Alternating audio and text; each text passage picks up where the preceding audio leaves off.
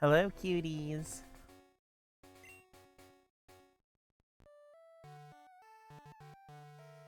How's everybody doing on this lovely day after Christmas? I hope you guys got all kinds of cool gifts that you wanted from Santa. Or if you're not a Christmas celebrator, I hope you just had a really cool, fun Thursday.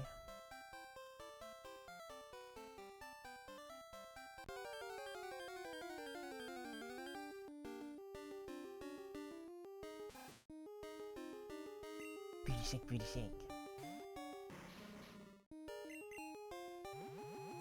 Oh shit, I forgot freaking Malted was level, like, 29.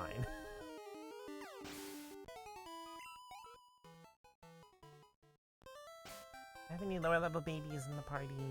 Oh. Gotta have Moon Pie take point.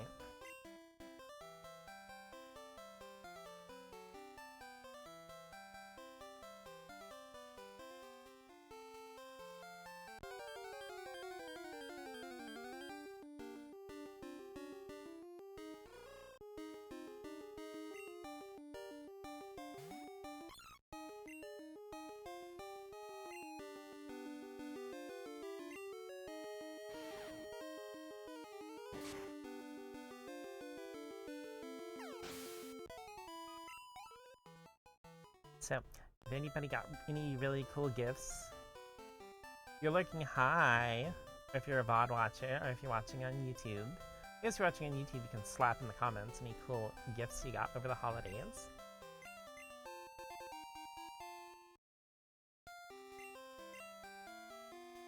Blink!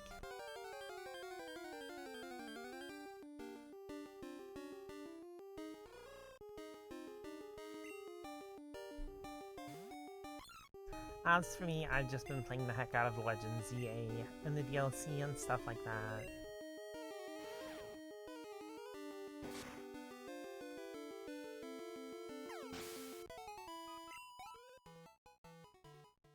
I'm like almost to the end of the DLC, but I haven't done like the ending of the main story part yet.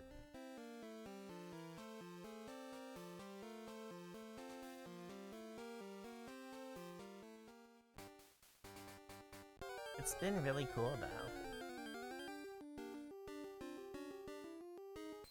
I really like all the new megas I've seen and all the new like Pokemon they added in.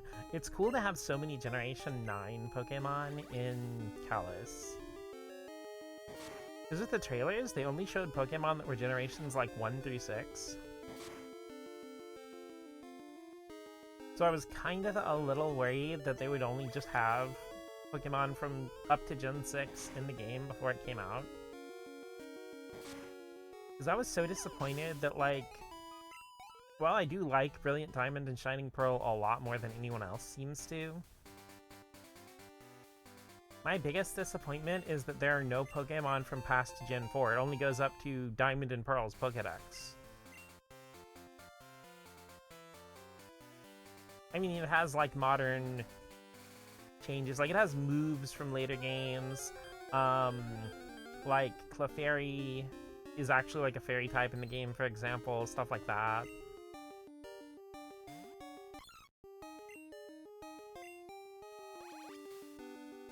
But, like, even though Eevee is in Brilliant Diamond Shining Pearl, and, like, its Gen 1, 2, and 4 evolutions are in there, you can't evolve it into Sylveon. And I'm like, if you're gonna add only one Pokemon from past Generation 4, I mean, that would have been the one.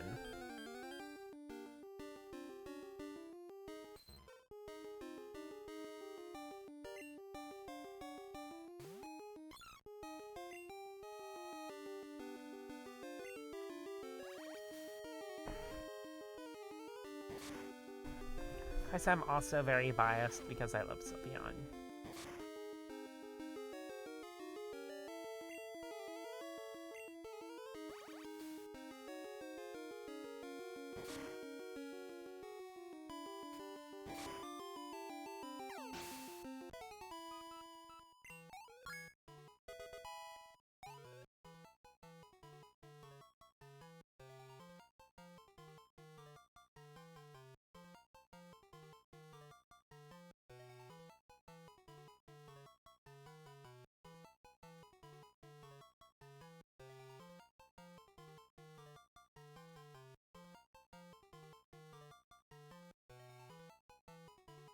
Oh hey, I have a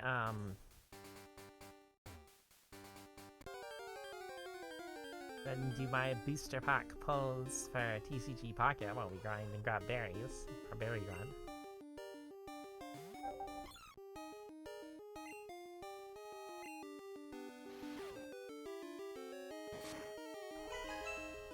And a pack of Crimson Blades.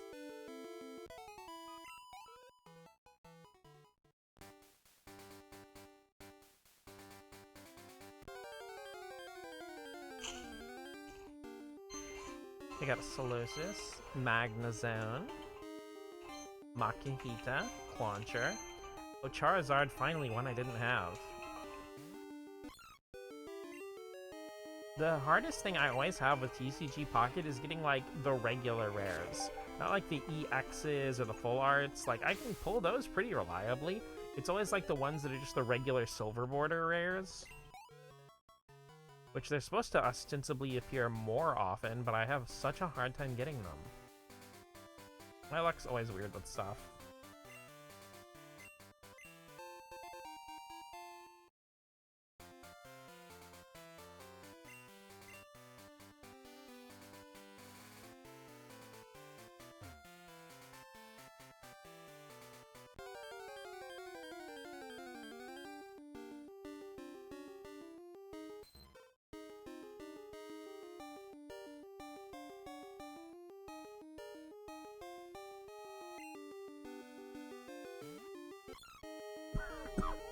Easy.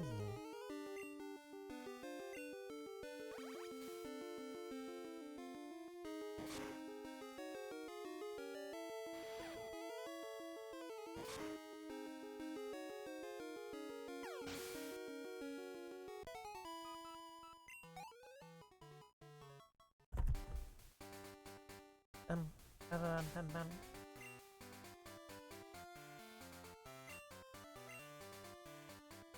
Then fly over to Violet. Quick! Go ahead and heal up my cuties.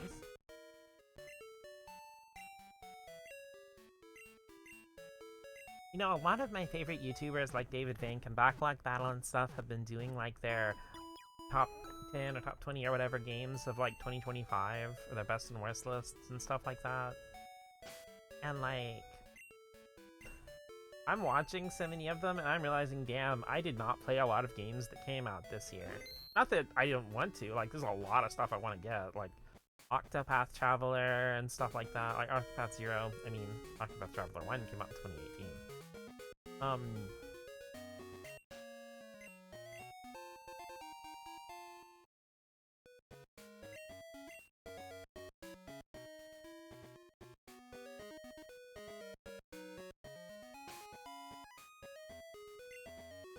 And it's like, it's been such a long year for me. There's a lot of stuff I forgot came out this year. Like the Lunar remasters, I feel like they came out last year, but that was earlier this year.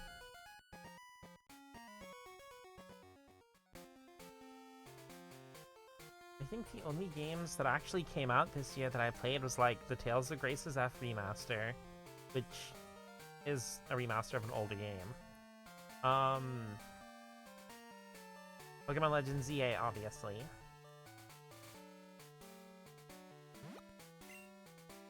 The Final Fantasy Tactics Ivalice Chronicles, and the Tales of Exilia remaster, and I'm realizing now that almost every game that came out this year that I bought has just been a remaster of an old game.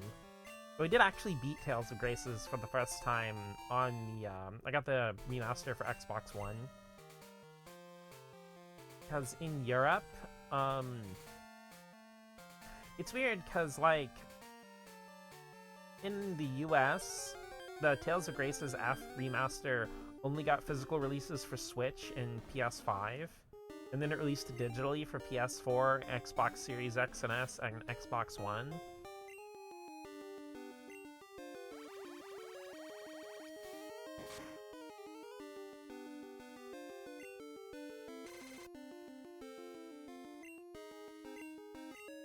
But in Europe, in addition to PS5 and Switch, it also got physical releases for PS4 and then like a smart delivery release for Xbox One and Series X and Series X. Series S is digital only, so physical obviously wouldn't work for that.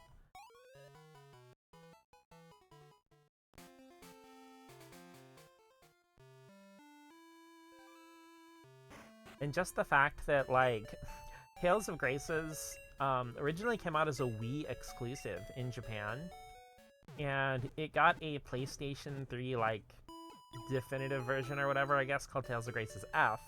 And Tales of Graces F is the version that released outside Japan and got localized, and it was PlayStation 3 exclusive. It's weird because they had this long-running thing where, like, they would release a Tales game on, like, a non-PlayStation platform, and then make a better version exclusive to PlayStation.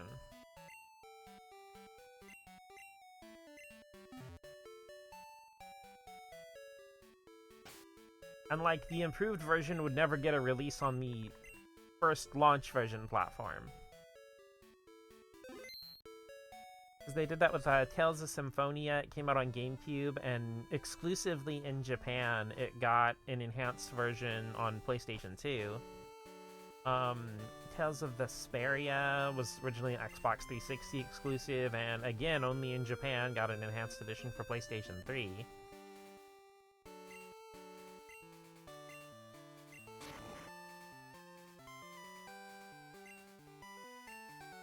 And, of course, the thing I just explained happened with Tales of Graces. And I feel like after Tales of Graces, they just stopped doing that and just released... Because Exilia and Exilia 2 were PS3 exclusives. And then Zestiria and Presaria were only PlayStation and PC.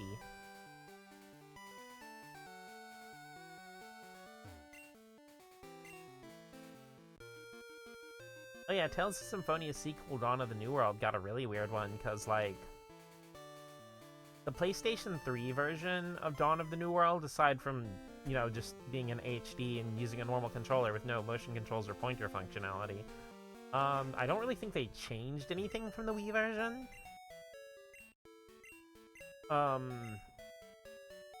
But it was bundled in with the PS2 version of Tales of Symphonia on one single PlayStation 3 collection for like $40. Because the PS2 version of Symphonia has been the basis for every single version of Tales of Symphonia that's released afterward. So PlayStation 3, PC, Switch, Xbox One, PS4. All of those are originally derived from the PS2 version of Tales of Symphonia.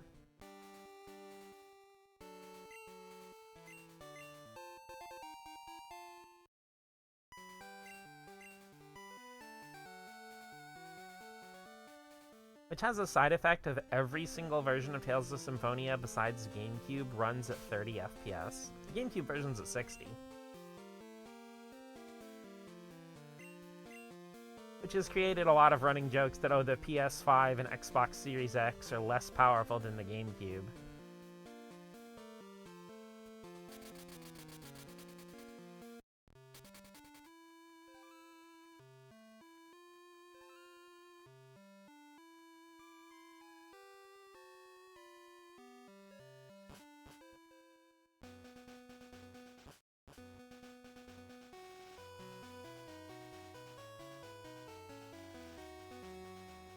No, but I'm very glad we're done with the days of every random game being exclusive, like third-party games being exclusive for no reason. It's like, I've always found it weird, like, when Tales of Exilia came out, even though I had both a PlayStation 3 and an Xbox 360 by then. Hi, Rain! How are you doing today on this lovely Friday Boxing Day afternoon? We're playing some Pokemon Crystal, doing our berry run, and grinding up the decks.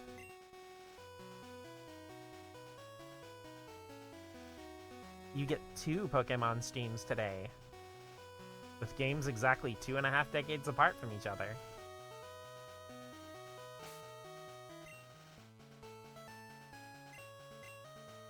Fighting a migraine for the past 2 days. You did mention that on QB's stream too. Are you feeling any better at least?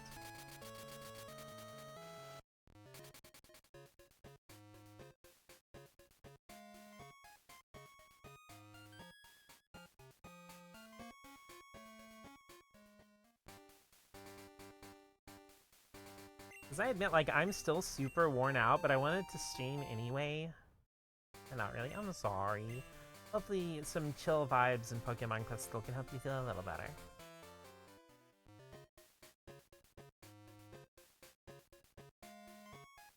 But... shit, I lost my train of thought.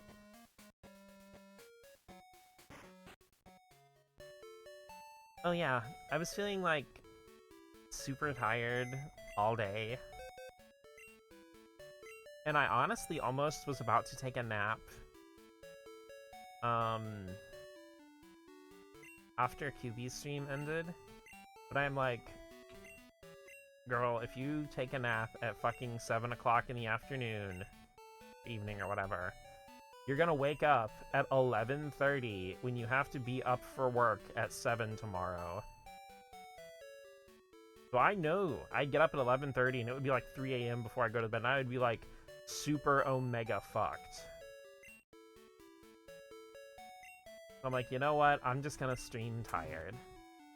That, and I haven't streamed since Sunday, and I know it's been the holidays and all that stuff, but I just do not like going this long without streaming. You can power through tired, sometimes you just gotta. Yeah, it sucks. I just don't want to be tired anymore. Somebody please grant me, like, $500,000 so I can just live. It's not even laziness. I just want to be able to do my career and not have to do a job to pay for that career while I work on it. Pound these balls, good sir. Please give a bitch a break, for realsies. Let me have a break somewhere besides in my heart. In the style of, if you give a mouse a cookie, if you give a bitch a break. You see, I need to hurry up and finish my avatar so I can do like little cute chibi and mouse versions. So I can, you know, have my classic picture book, The Mouse Who Bounced on It Freaky style.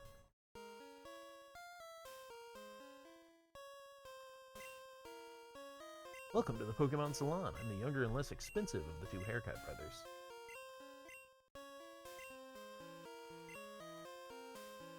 Please shave my moon pie. That's a classic fuck.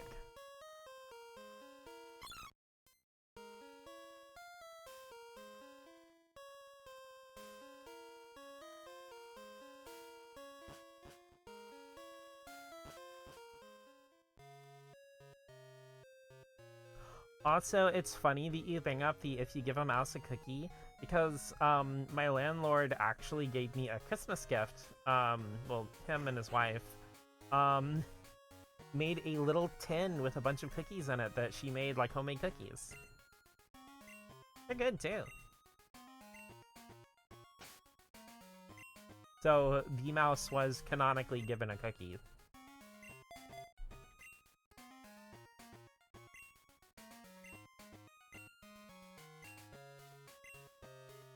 Looks sort of happy. Your face looks sort of happy. Got him.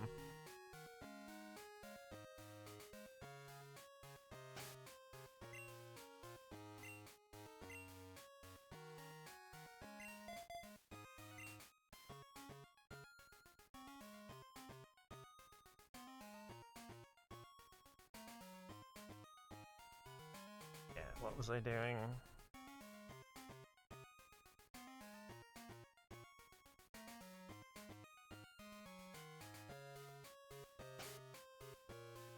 Fun fact, Harper Lee's friends got her a year's worth of financial support and she used that year to write Kill a Mockingbird.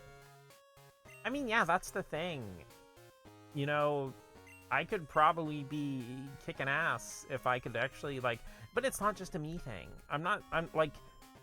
I feel like there are so many creatives. Gosh, I feel bad that I don't remember what game it was, but there's this, like, really kick-ass indie game that was, like, developed by, like, I think one person plus, like, someone else who pitched in for music and stuff like that. But, like, the majority of the code and the game design were done by one person, right? And, Shintai Reviews, aka Daniel Santos,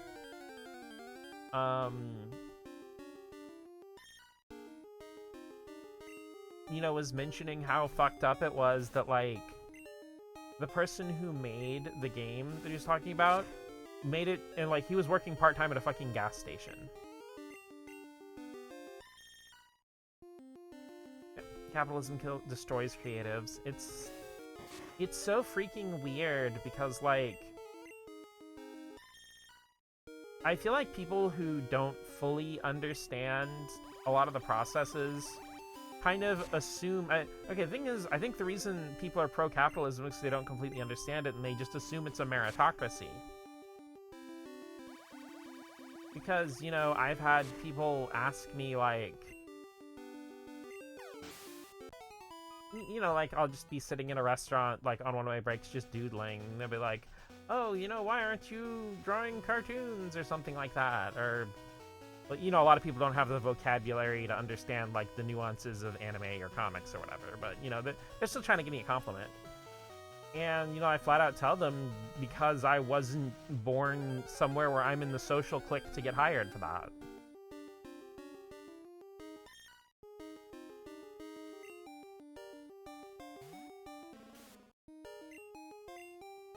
I mean, that's why internships are a thing. To basically filter out people who were too poor to be able to not have income for a year. It's not just to give the company free labor or punish college kids. It's to make sure that the younger people that they're hiring in already have enough money to where they don't need a job.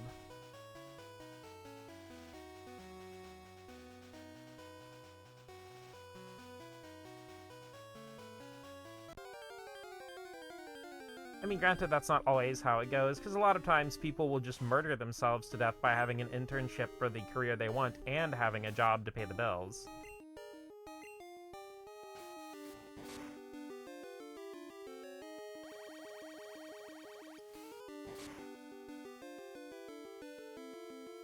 Another form of we don't want to pay artists. Well, I mean, I really don't want to pay anybody. It's just kind of a formality. Like, they don't want anybody getting paid but themselves. And I don't remember who pointed... I think Maddie, actually, when we were chatting, was like, you know, just kind of musing to themselves, you know, like, you know, if machines and AI and all this stuff take everybody's jobs, who's gonna buy things when nobody has any money except for, you know, trying to scrape by the bare minimum survival?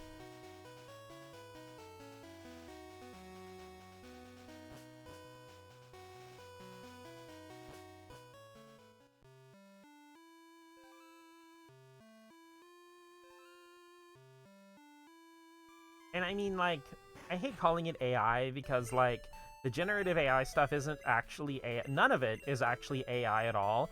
It's just a language learning model or a... I mean, the art stealing stuff is still generated with a language learning model. It's just, instead of learning language, it learns, you know, like pictures or sound or whatever. I was thinking about this earlier today, but I wish American protesters would take a few pages from French protesters, maybe just the whole book. AI is more marketable term. Well, that's the thing, is they put the little sparkles in it to make it seem like it's magical, and they use AI from, like, sci-fi to make it feel like, oh, it's like the machine version of another person. And it's like, no. But the thing is, it's not very advanced at all. That's why you get it giving you recipes that have, like, driveway gravel or arsenic or some shit in it, because it's just seeing how frequently those words are termed and used together. That's why you can manipulate AI and have it spout nonsense bullshit. Because all it is a massive language learning aggregate.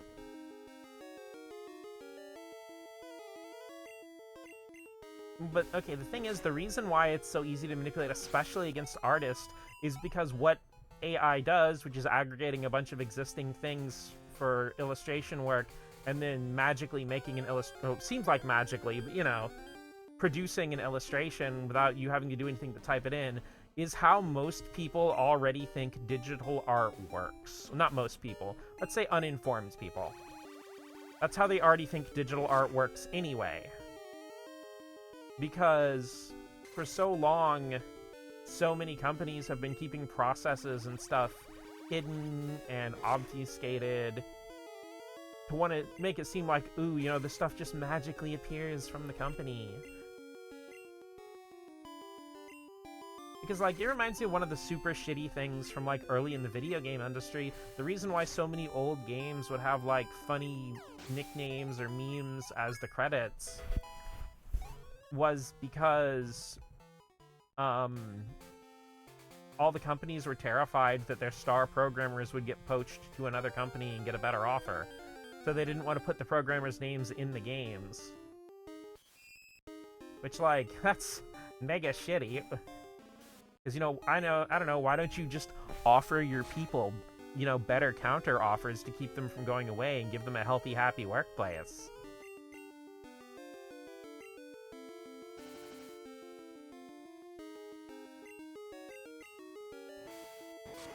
But no, the thing is, like, the veil of hiding artists in the creative process for so long is kind of part of what lets AI fester, because I feel like anybody who knows anything about the creative process or has engaged in it at all says, no, fuck AI, that's not real, that doesn't mean anything. It's more people that just think art is something you magically, like, you know, wave your stylus and go like, you know, hocus pocus artistration, gay femboys in bunny suits, and it just magically appears on the page. Because, I mean, you remember there was this whole thing, is like, people saying, oh, you know, digital art's not the same as creating art with your hands, and it's like, bitch, what the fuck do you think I'm using? That scene in Gravity Falls where Mabel hits her head against the totem pole for like a year on end after she loses Waddles. What's the emotion I'm getting from this conversation? You see, that's the thing. Unlike everybody else who's very doom and gloom about it, and justifiably so, I don't think AI is here to stay. It's going to be another thing like NFTs and all that shit. It's being pushed a lot harder than like NFTs and crypto and all that shit, but it's going to die and burn out just the same because, dude, AI hasn't been a major thing for even, like, it's only been a notable major thing for maybe a year. And it's already become derogatory. It's already an insult. You know, people who use ChatGPT and shit are already being bullied. And it's like, yeah, it's already got the negative connotation.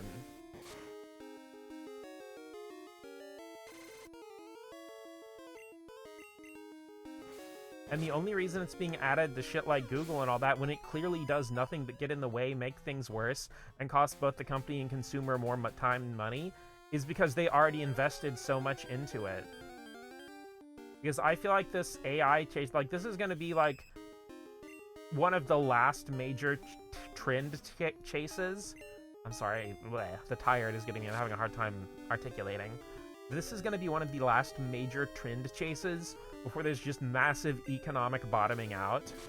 Because I think AI isn't going to have a massive, like, Gen AI is going to crash a lot of tech industries. The only people who want it are companies and tech bros. Honestly, I think most of the tech bros on places like Twitter who are pro-AI are AI themselves. I'm not making fun of them or using it derogatorily. I think they're actual bots.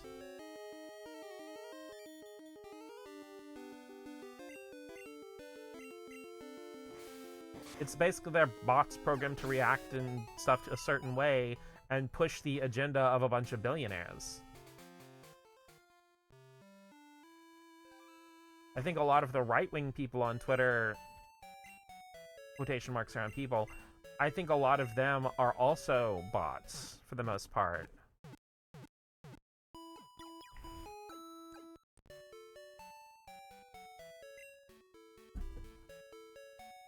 Anyway, Molotovs and guillotines.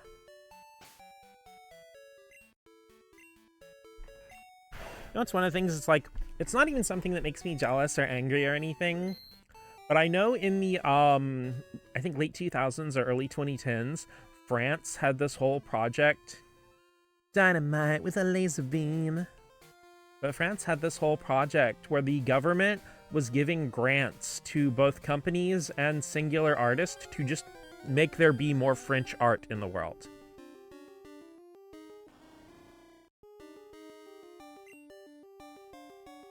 So basically you'd get grants and have, like, you know, enough to cover cost of living and production and stuff like that to just create things.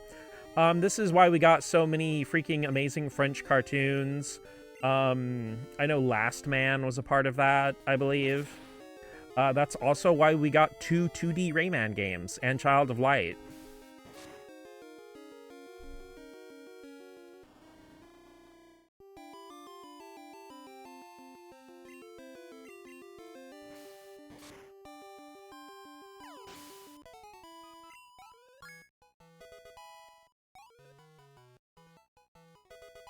Because of that funding, basically, Ubisoft just let Michel Ancel just be like, yeah, go do whatever.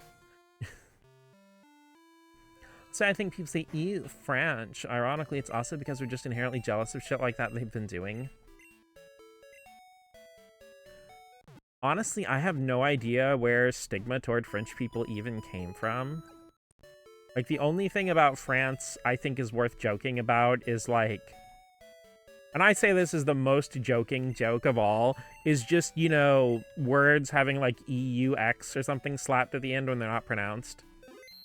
But I think that's just more a funny linguistic word. In Stars and Times, made by a single French dev, is one of my favorite pieces of media.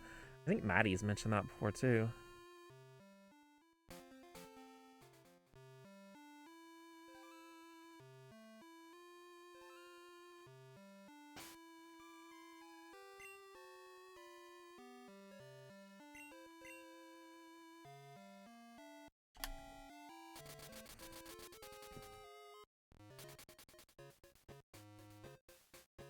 I mean, honestly, I think it's just a leftover from World War II.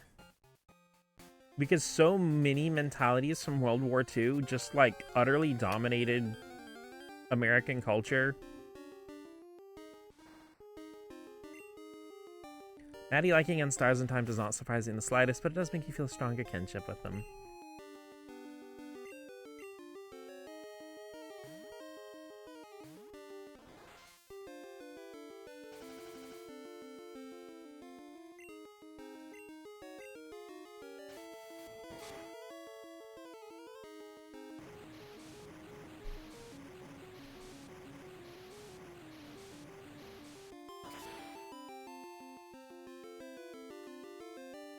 No, up until very recently, I've just had a hard time getting into a lot of indie games. It's not even derogatory, it's just hard for a lot of them to spark with me in a certain way. Once again, in Stars and Time, I have very little context for. I'm not talking about that in particular. But it's more why I really haven't gone out of my way to seek out a lot of indie games until maybe the last couple years.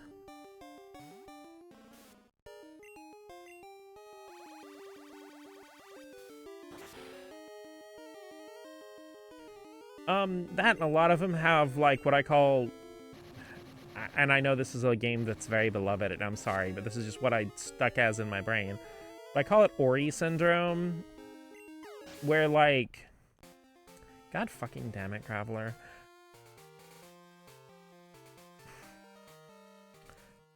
We're like... I'm trying to think how to word it properly. A lot of them really try to dig really far into making you feel an emotion without really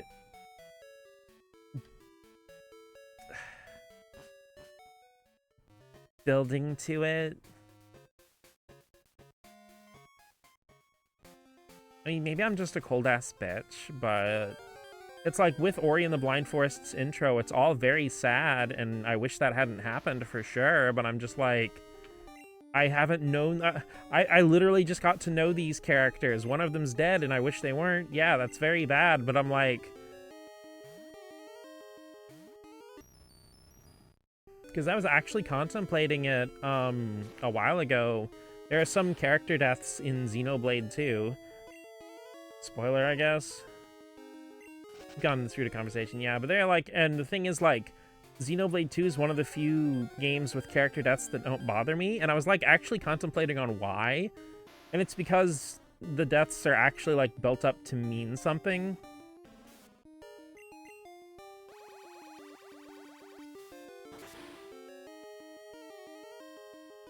Sorry, sometimes I forget what I talk about on stream and what I just talk about hanging out with Maddie.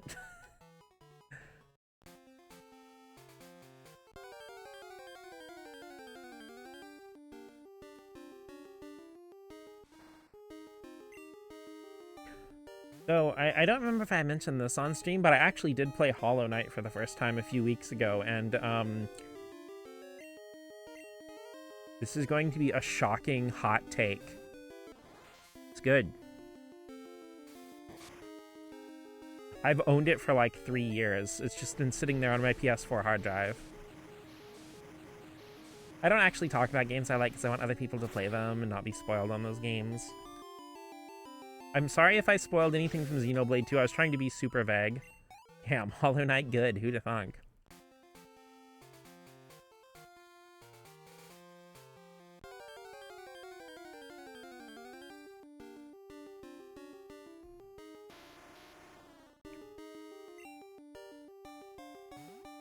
But then again, like, I feel like in a major epic RPG where, like, there are bad guys, like, at least some characters are probably not making it to the end.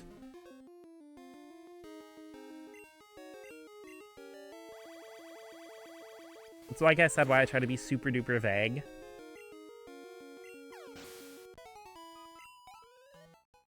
But I don't, like I said, in a big sprawling epic that takes place across like 500 years, I think at least one character dying is probably an inevitability.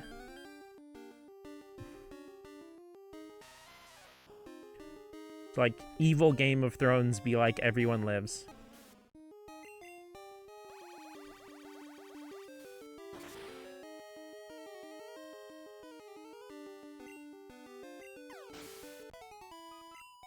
Let's say right off the bat with Stars in Time, it's a time loop story, so need to tell you how fucked up it gets.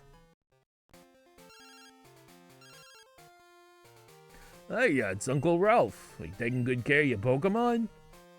You have to be good to your partners. Yesterday, a wild Wooper slipped away from me, right in front of my kid. I was feeling down about it till he shared his Pokeballs with me. That sure made my day. Call your mom sometimes, too.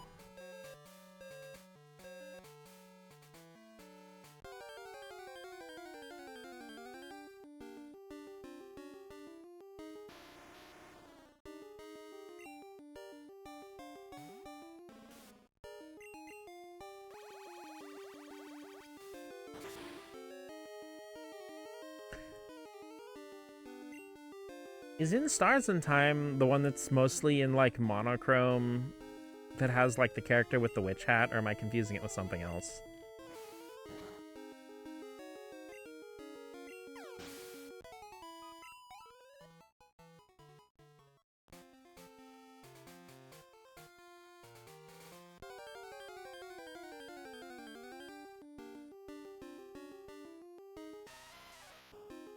I feel like games that have time loops are either some of the best fiction ever crafted by human hands or absolutely exhausting dog shit, and there's almost no in between. Hi, Cole. How are you doing on this lovely Friday evening? Boxing it up on Boxing Day like a real box.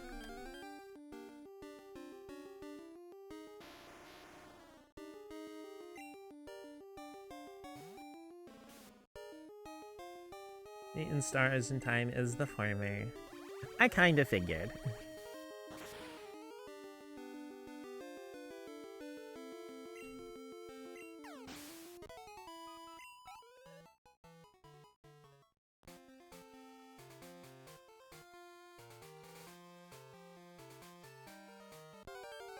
So you could probably tell I'm getting my favorite piece. I mean, yeah, I gleaned at these subtle hints that you dropped.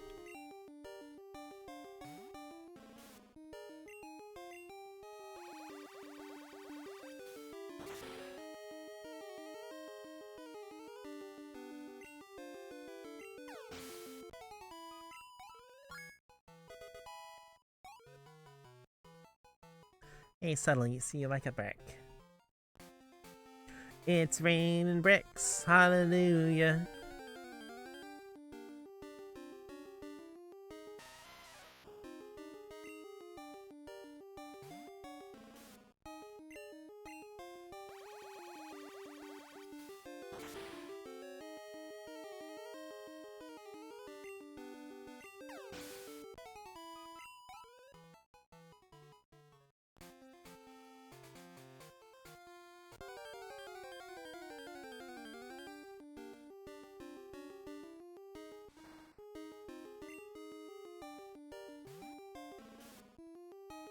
Raining bricks and sticks out there.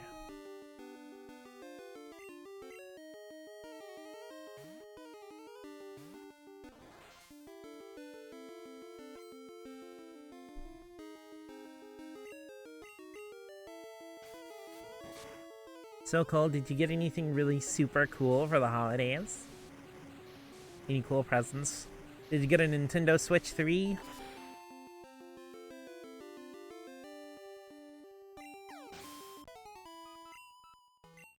Did you get a Game Boy Color?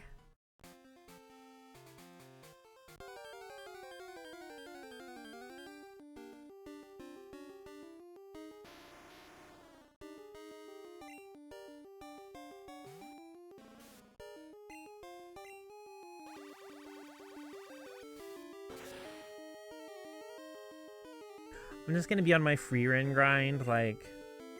Guys, did you know they're coming out with a PlayStation 2? The graphics look just like real life.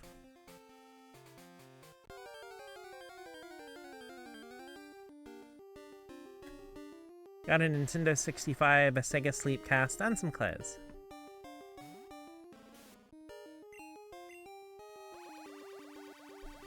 Oh yeah, speaking of, I finally upgraded my Nintendo Switch expansion pack to the expansion pack. Which is super cool because that means I now have access to N64, Genesis, and GBA games directly on the Switch.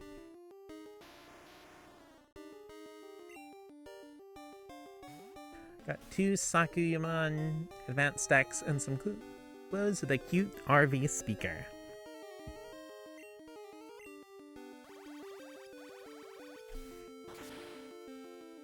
What does RV stand for?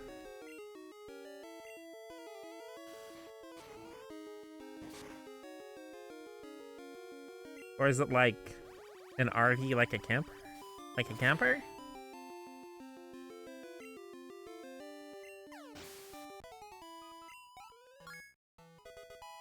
Is it RV like a really volatile speaker? Like if you hit it the wrong way, it falls down and explodes?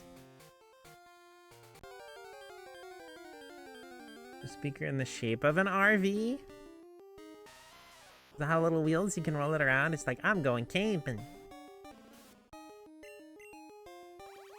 I'm going camping.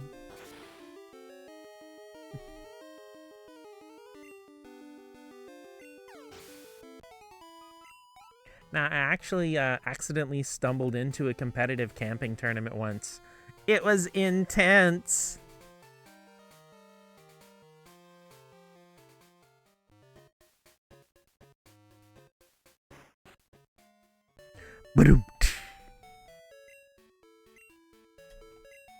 Okay, mild spoiler, but when I actually finally do get like an on-screen model and stuff, one of my interaction things I have planned for the cheese cubes is you guys will be able to throw tomatoes at me.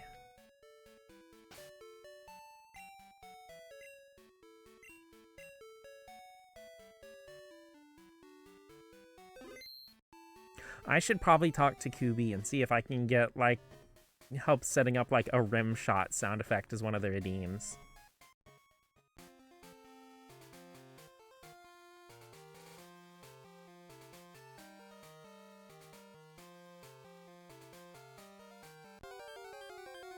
Also, just want to say this to put it out there, but I love In Stars and Time so much. I got the art book, vinyl soundtrack, and plushies of the main characters.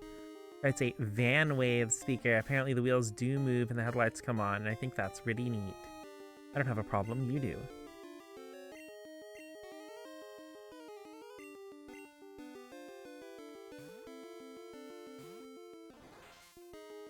Maddie, hi.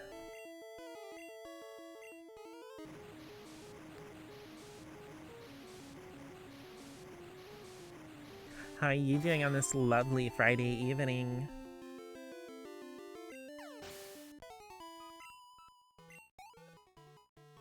A wild Maddie appeared. They're always wild. We haven't gotten stars in time for like the past half hour.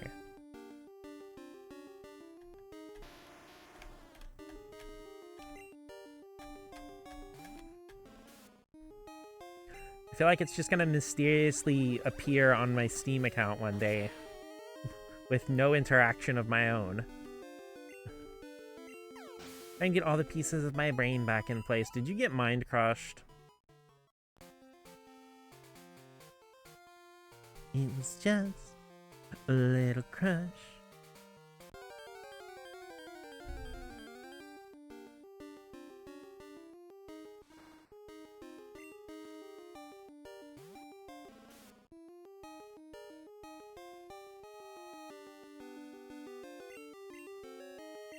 Just listening to some music from In Stars in Time. Wow.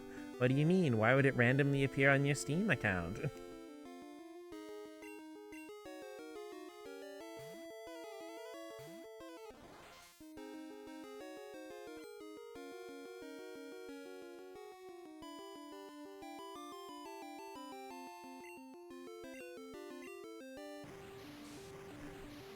Art style for the game's really nice.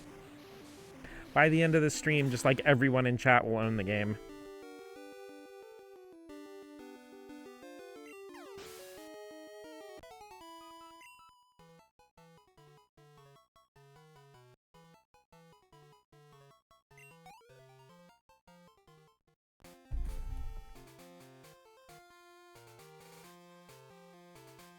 I do like the main character's design. You can win me over pretty easily with cute little funky fellow with hat.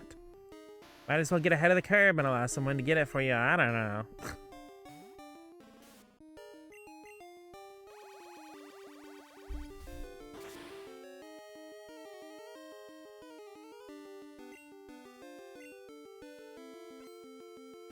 Yeah, unrelated, but I don't actually have you added on Steam. I mean, it's the Micaiah manga on there, same place it is on everything else.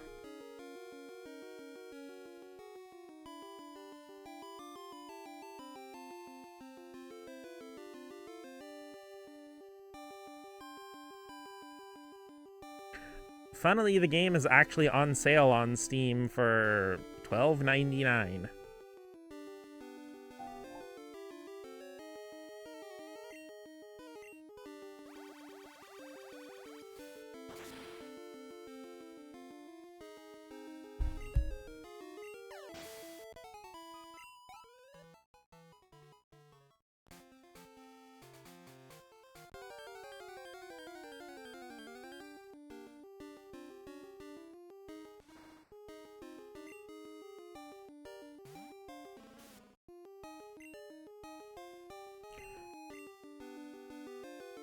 I actually did buy it as a Christmas gift for an IRL friend. I'm not surprised.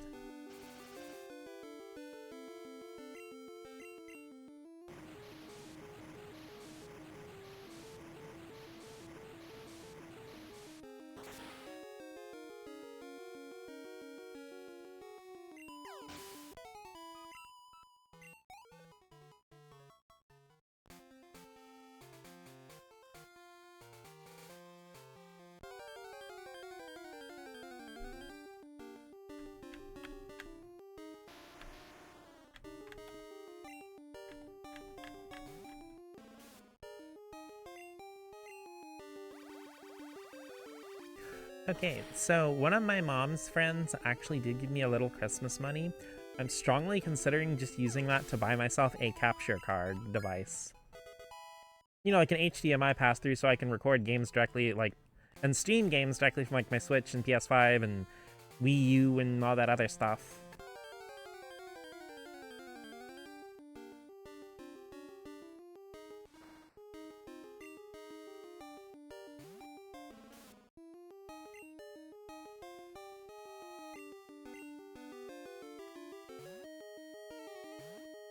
Capture Card's sitting in my room somewhere. I should probably look for that.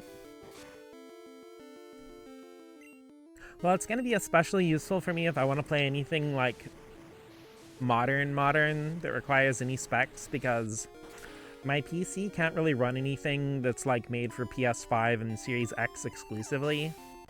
You know, like as in doesn't have like a PS4 or Switch version. But I do own a PS5, so I could just play it on PS5 if I want to stream it. And the thing is, you know, it's just like, just upgrade your PC. LOL, RAM costs more than just buying another PlayStation 5 right now.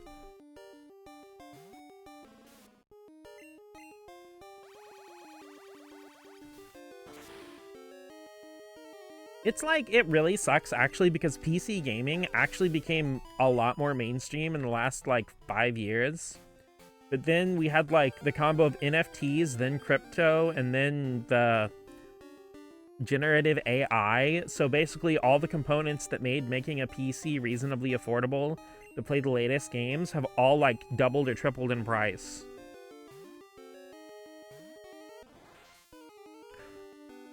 Also, you know, it's like fucking 70 degrees for me in like December, so that's fun.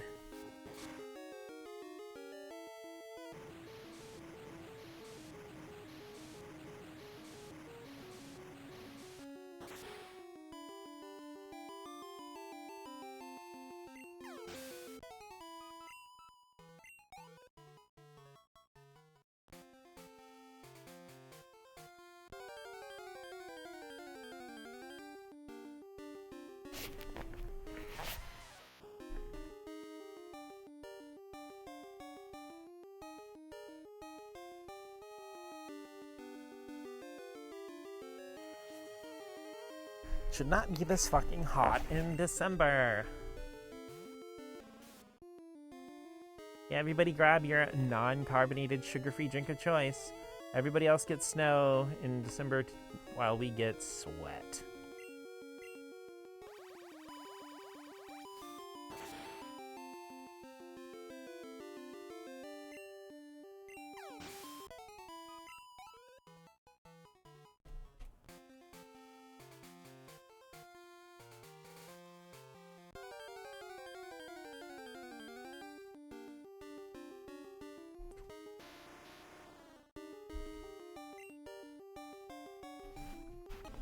Literally went to work Christmas Eve in a t-shirt and jeans.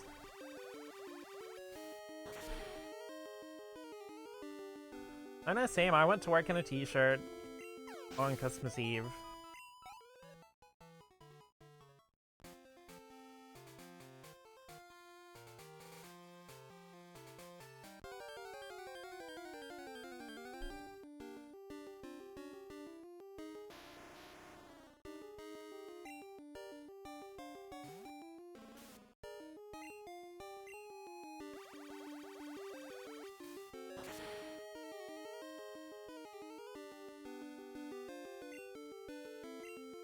Better not fucking do it. Okay.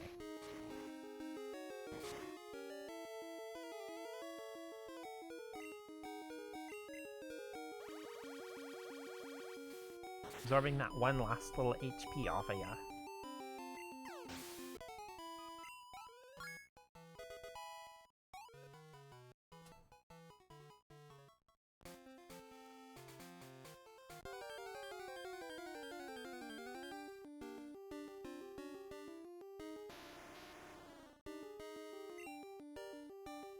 You're level 23.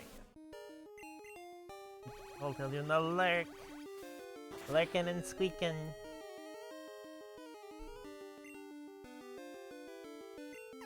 He's gotta go play with his super cool RV. I understand.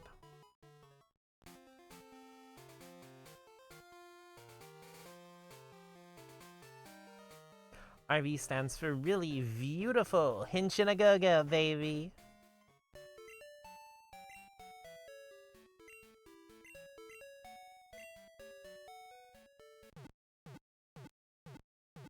Fun random me fact. For a while, I owned 3 copies of the original Beautiful Joe. Hell yeah. But I owned 3 copies of the original Beautiful Joe. I had 1 GameCube and 2 PS2 copies. Because the GameStop near me at the time had them clearanced out for $1.99. So I just bought all the copies they had.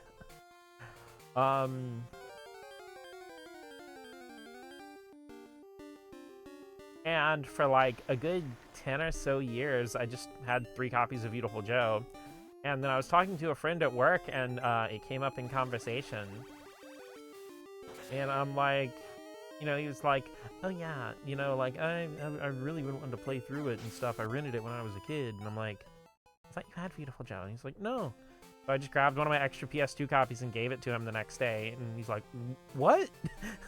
Like, here you go. It's like, that's like $30 on eBay. I'm like, I had 2 of them. Here you go. Like, alright, I'm taking this off my wish list, I guess.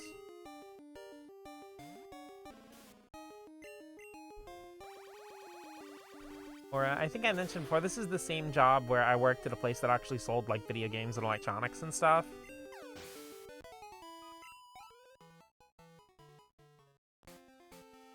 And, because we had Mega Man 11 on the $20 rack for Switch. And a different coworker who had just gotten a Switch, you know, I ended up talking about Mega Man because, well, if you're close to me in proximity, if I'm going to start talking about Mega Man to you eventually. Like, he was also a really big game nerd. He mostly played on PlayStation for a while, and he had just gotten a Switch.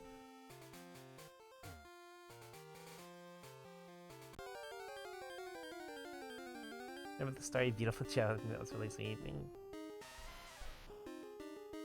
But no, I myself already owned Mega Man 11 at the time.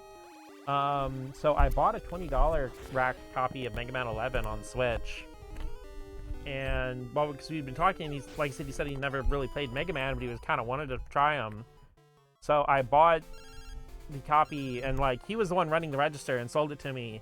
And I'm like, okay, here you go. And he's like, what? And, like, here, you own Mega Man 11, now go play it. And he's just, like, staring at me dumbfounded, and I just shouted chaotic good and walked out the door. Hey, it's Uncle Ralph. Listen, ouch. Sorry. See, the quillfish are biting like there's no tomorrow. Over here on Route 32. Yay. Ah, one jabbed me. Yeah, it's some kind of feisty. Mots, you have to see this rare sight. Get ready to fish. Call your mom sometimes, too. Speaking of things that jab me, the creature has appeared.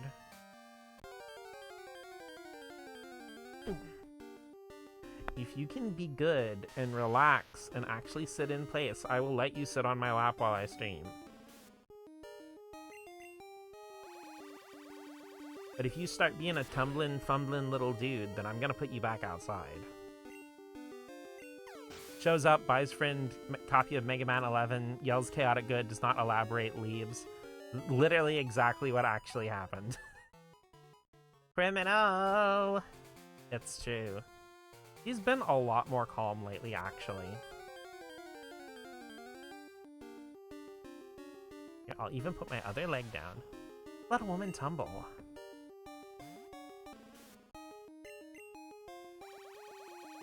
I mean, if she just wants to walk circles on my lap until she gets comfortable, that's whatever.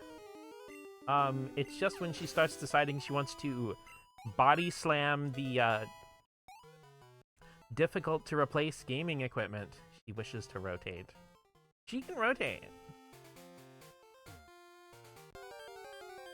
So it's when she wants to, like, hop on my desk and tackle my Sega Genesis that we start having problems. But she hasn't really been doing that kind of thing much lately.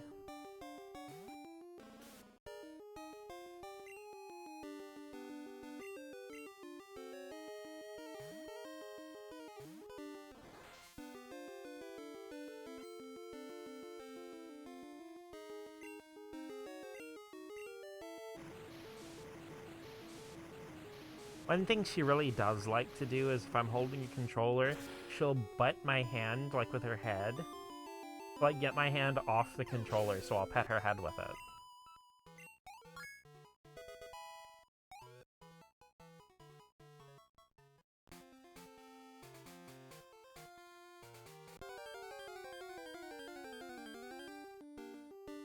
You gonna be a chill baby?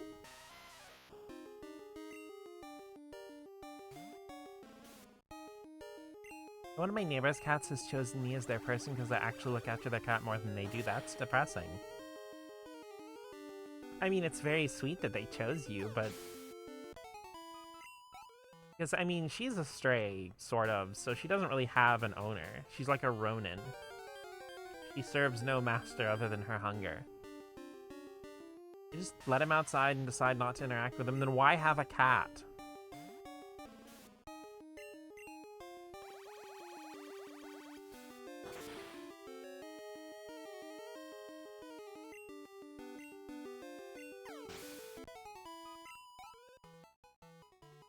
I think cats are low maintenance.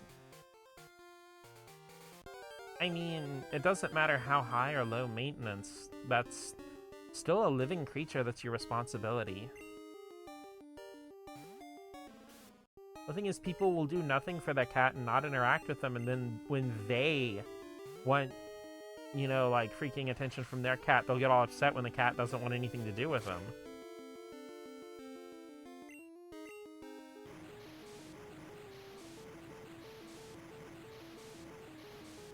Because that's a living creature with emotions. It's not a toy.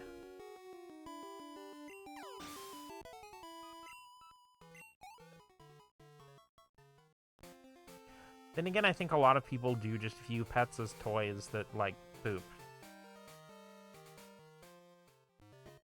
Banging my head on the totem pole for another year. Low maintenance doesn't mean no maintenance. Exactly.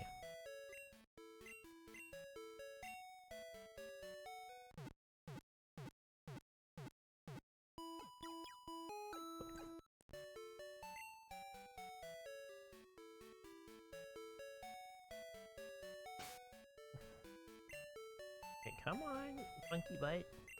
Keeps sitting weird and she's sliding off my lap. Not like sitting weird in a way that's uncomfortable for me, but it's like she keeps hanging her ass halfway off my legs, and I'm like, baby girl, you are gonna fall. Like, do they go to discounted items in stores and just pocket them thinking they're free? Yes.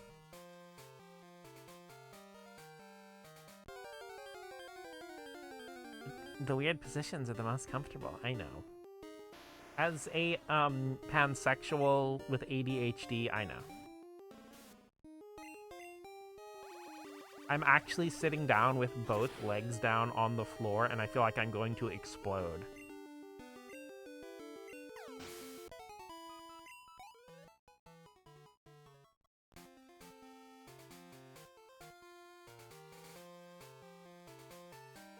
Like, my body so desperately wants to leap up and start hitting the Titan from the end credits of Megamind. You know, the part that became a meme? No, wait. Literally all of Megamind is a meme at this point. Legs just catch fire. She's got hot legs!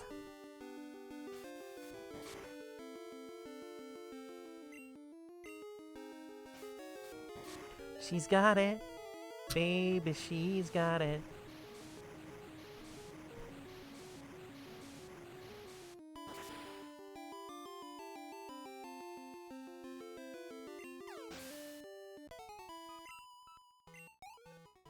You know, that song actually, like, kicks so much ass. It's a shame it's become associated specifically with a fucking shaving razor. It's like, I absolutely adore, the song, gosh, what is it, like, Bonnie Tyler's, Holding Out for a Hero. And it makes me so sad that people just think of it as the Shrek song. Favorite laying position is horizontal pretzel. It feels so normal, I don't know if it is.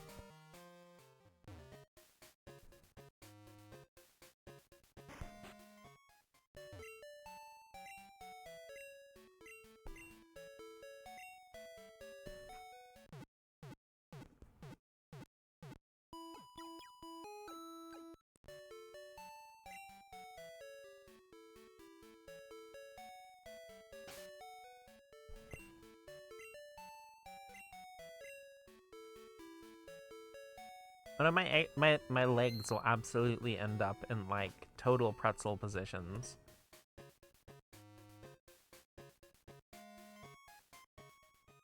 Are you comfy now, you little funky butt?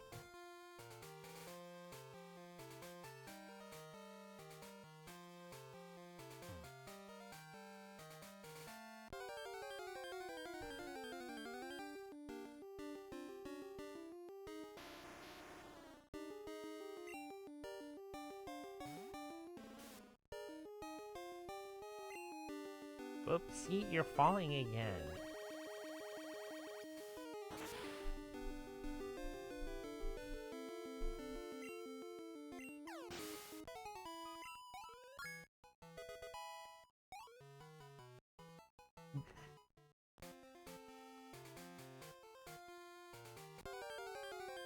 Oh, I see, I see. You're greedy for attention. You can't just sit still, huh?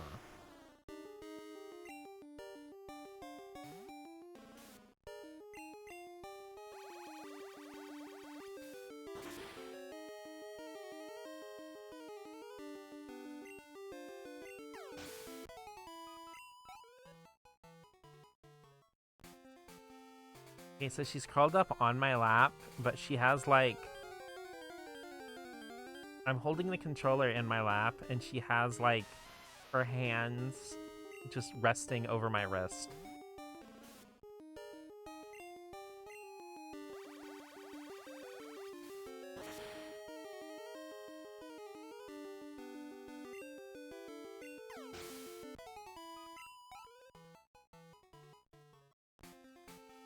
Cute little criminal.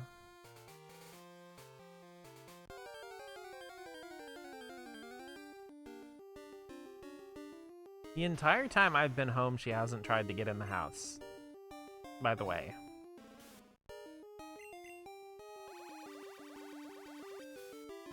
You want to be a live stream superstar too, little butt? Is that what it is?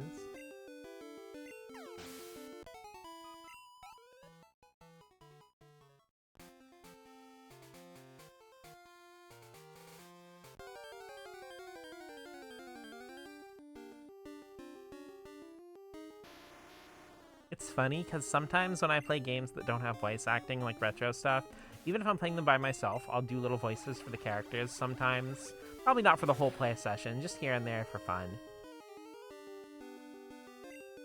And, like, if I do that for too long, she'll try to get in the house.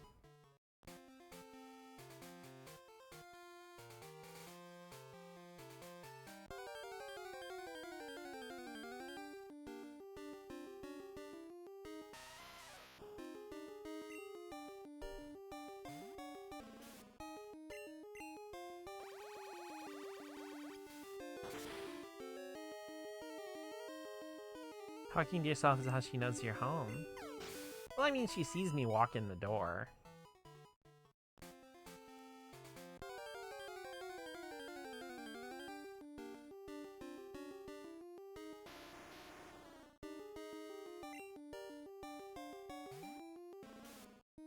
Because when I get home from work, she usually, like, follows the car. Like, and when it comes up here, she's, like, walking up to the door because... Usually the first thing I do when I get home from work is put food outside for the local fuzzball brigade.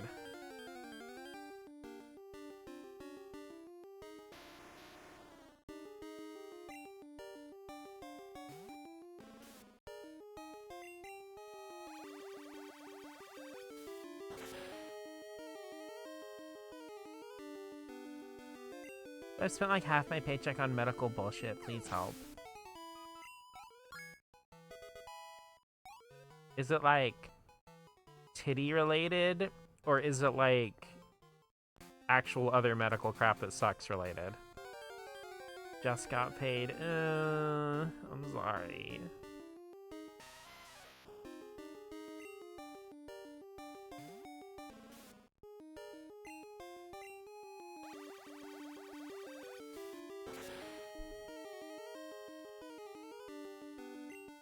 Medical crap that sucks related. Damn it, I'm sorry.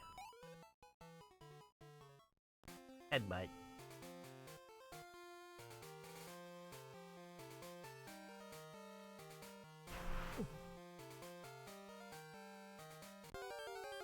You got all comfy and then you got up just to headbutt me in the face?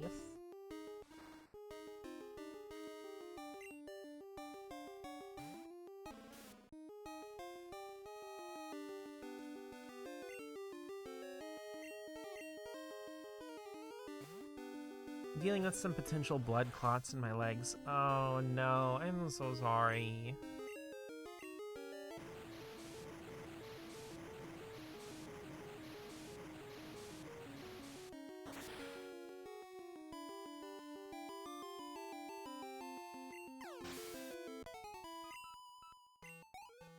Still way cheaper than if I didn't have insurance. Fair.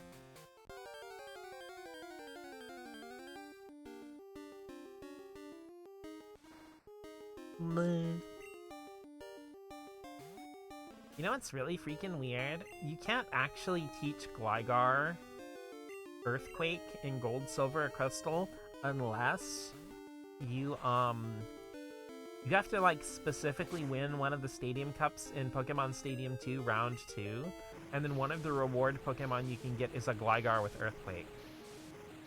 And I'm like, why can't Gligar just learn Earthquake?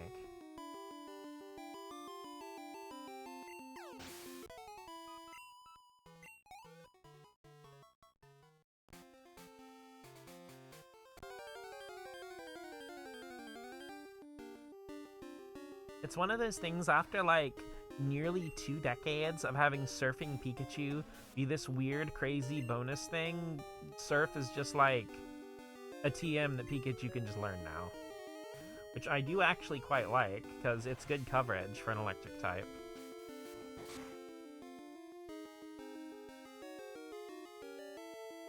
Be way too convenient.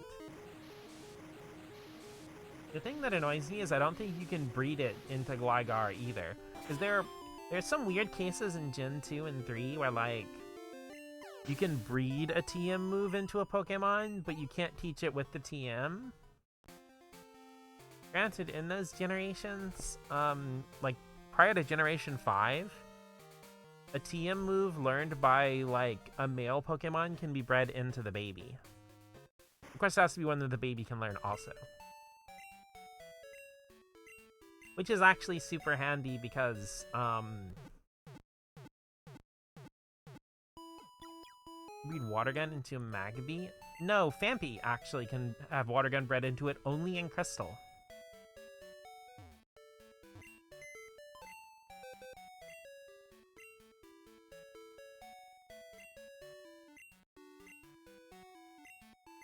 Because actually, we did that.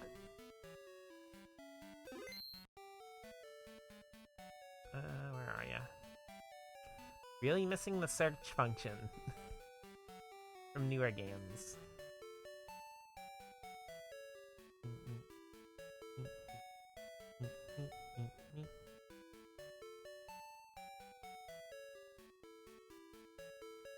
Also, can I just say, I freaking love Houndoom's Crystal Sprite. I drew a diagram of horizontal pretzel I was talking about. Give me a sec, I'll look at it.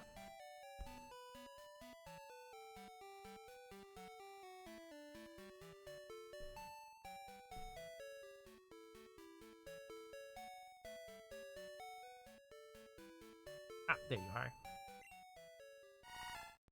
Yep, we went ahead and got ourselves a Water Gun fan because Crystal, I think, is the only game where you can do it.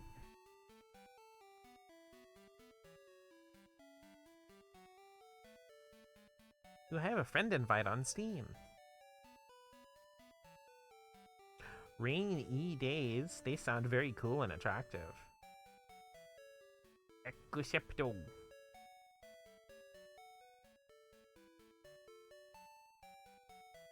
$27.5 hours of Risk of Rain 2 in the past 2 weeks. Wow. 1,035 hours on record.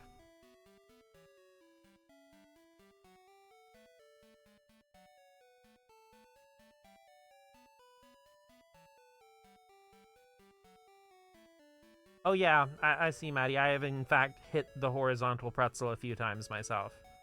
Been playing a smidge. Well, that's the thing, Rain, is before you started playing it, the game was just called Risk.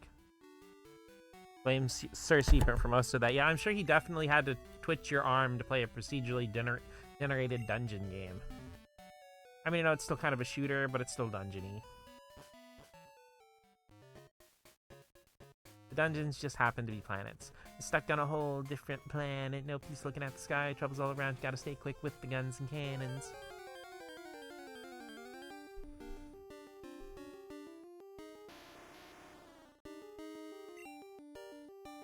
Very random fun fact, I guess, also about me.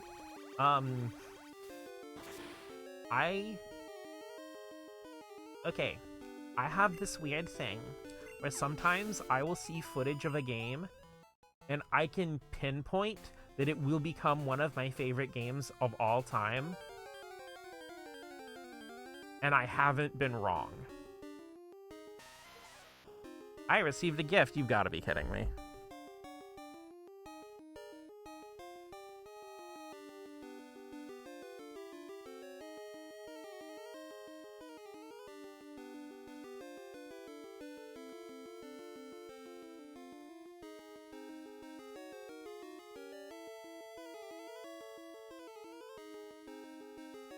In Stars and Time. Oh my god, Rain. I was mostly joking.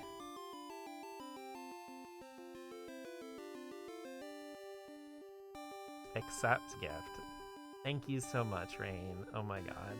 I guess that'll be my Christmas gift. Thank you. I got 2 Steam games for Christmas. I also got SBC Chaos from 7th Force.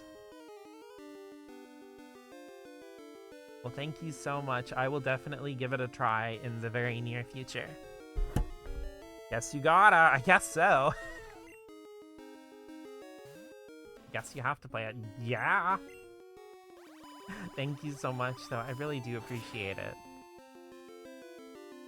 No, like, I have this ability to pinpoint when something will be one of my favorite games of all time, a lot of times just by looking at footage. There's no consistent way that I can actually discern that. I just look at it and I know. And I knew off of the previews that Xenoblade Chronicles 2 was going to be one of those games. So I actually pre-ordered Xenoblade 2 before I owned a Switch. And I actually owned the limited edition before I owned a Switch. But to be fair, I also already had Xenoblade 1 on Wii and did really like it. Like, I like it a lot. So, like, I knew... It was a pretty good chance, you know, even if my weird intuition about that ended up going wrong, it'd still be a pretty good game, but Xenoblade 2 is, like, in my top games ever to exist. There's no such thing as too many games. A backlog is not a checklist, it's not a responsibility, it's a library. It's like having a whole library worth of fine literature at your fingertips. That literature just happens to be interactive. And it's not that you have to read every book and complete every book in a library. It's important that you have access and experience to experiences. Because it's not your responsibility to do everything in an experience. It's not your responsibility to read every book to the end. It's something, it's like a gift that was created for you.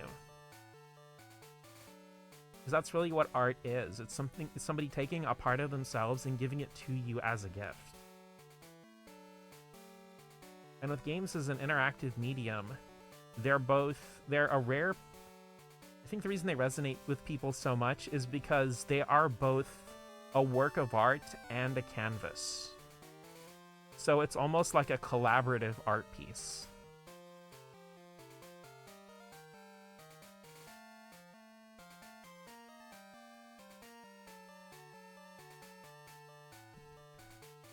Yeah, hello? Arnie calling. Are you awake now, Mots? Hey, let's battle our Pokemon. I won't lose to you in battling or in the bug catching contest. I'll be here on Route 35. Let's talk again, huh? The whole house is your backlog, basically. Like, Maddie, you're not entirely wrong. I do think that I should be doing something where I have games on my PC for streaming and playing, and physical games is something I use to unwind. That's kind of something I do too. Okay, kid. Oh no, help. My The way I'm sitting in my chair, my arm's falling asleep, but the kitty is so cute. Oh. This is not the usual reason I play games with only one hand. Good thing this is turn-based. Ow! Ugh, I got headbutted in the glasses.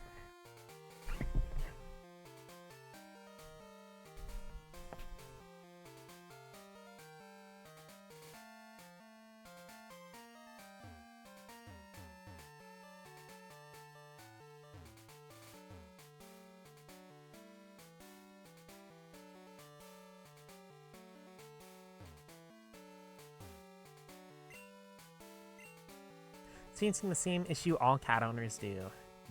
Need to get up, move with cat comfy. Well, she moved because when I like wiggled my arm a little bit to try to, you know, like you move your arm a little bit to get the blood flow going so it won't be asleep anymore, she just like stood up and headbutted me directly in the face. My turn to win now. I turned over a new leaf.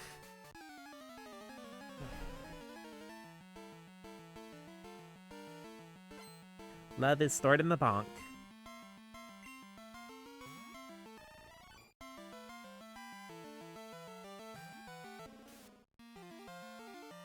Oh shit, level 40.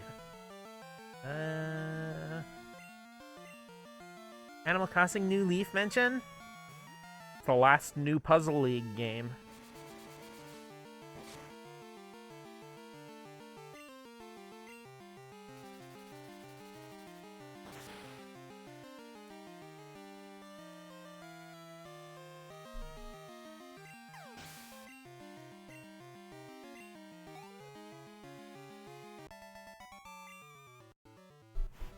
Huh? I shouldn't have lost that.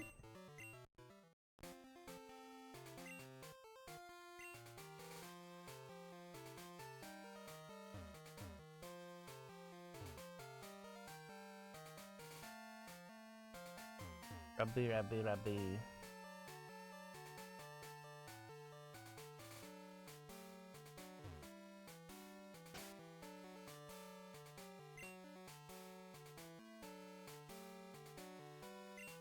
I'd really like to get these spirit tracks just on my own time. Well, I mean, that's kind of a thing, is like, with my DS library, I don't know if I ever feasibly will own, like, a DS or 3DS capture card. So for me, a lot of those games are just, like, stuff I have to just play on my own. And there's just a lot of stuff that's just for me. Even when I do get, like, an HDMI capture card for my PC, there'll just be some stuff that's for myself.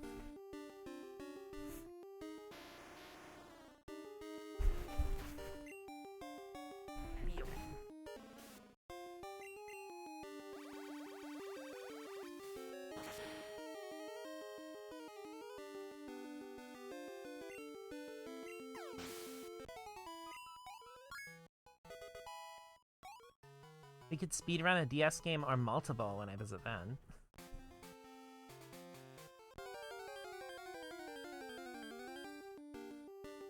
I mean, I've managed to turn this Crystal playthrough into almost 200 hours. Speedrunning is not really a thing I do.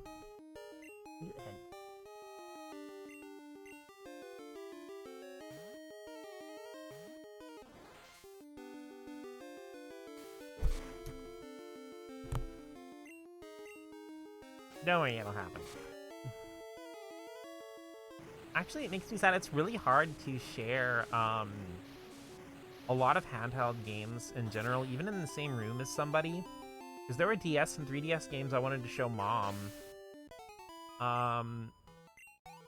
Especially because she loves Zelda. And she was always so sad that they never put the remake version of Ocarina of Time on Switch. Because she really liked the 3DS version, but she had a hard time playing stuff with smaller screens. We do the opposite of speedrunning here, very true. Honestly, legitimately, why the hell are the 3DS versions of Majora's Mask and Ocarina not on Switch as like a 2-pack bundle like with Galaxy 1 and 2? A long play.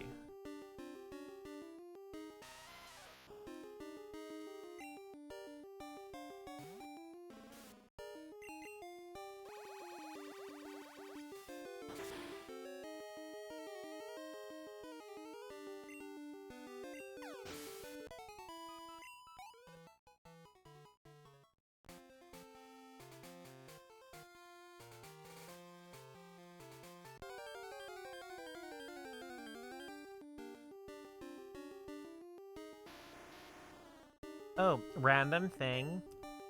Um, but if you can find them, I don't know if they're still on YouTube, but look up the full series for the Long Man commercials from Japan, because all the commercials actually have like a freaking continuity, and the twist ending is amazing.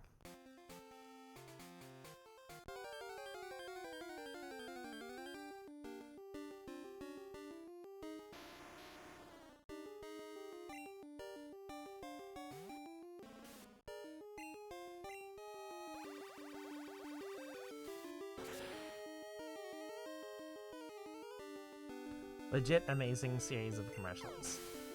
Yo, Seventh Force, what's up? How are you doing on this lovely Friday evening? It's Boxing Day o'clock.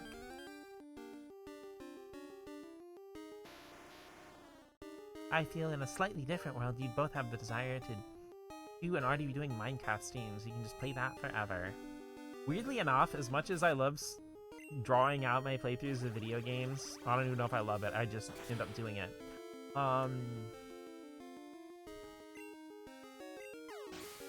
Stuff that like can go on perpetually like Minecraft just does not appeal to me. I do like games that have like official firm endpoints. As weirdly enough, I'd rather get my infinity playtime by being able to start over from the beginning again. In Animal Crossing? Animal Crossing's a weird situation. And I don't even know if a new Animal Crossing came out if I'd want to get that one. Or just keep playing New Horizons forever. Things must have an end. It might take a while to get there, but an ending must be had. Yeah.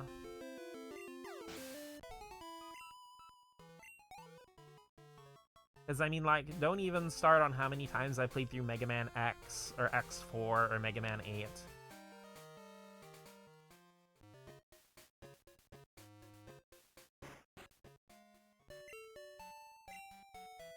Minecraft does have an ending, but regardless, you can make it have an ending too.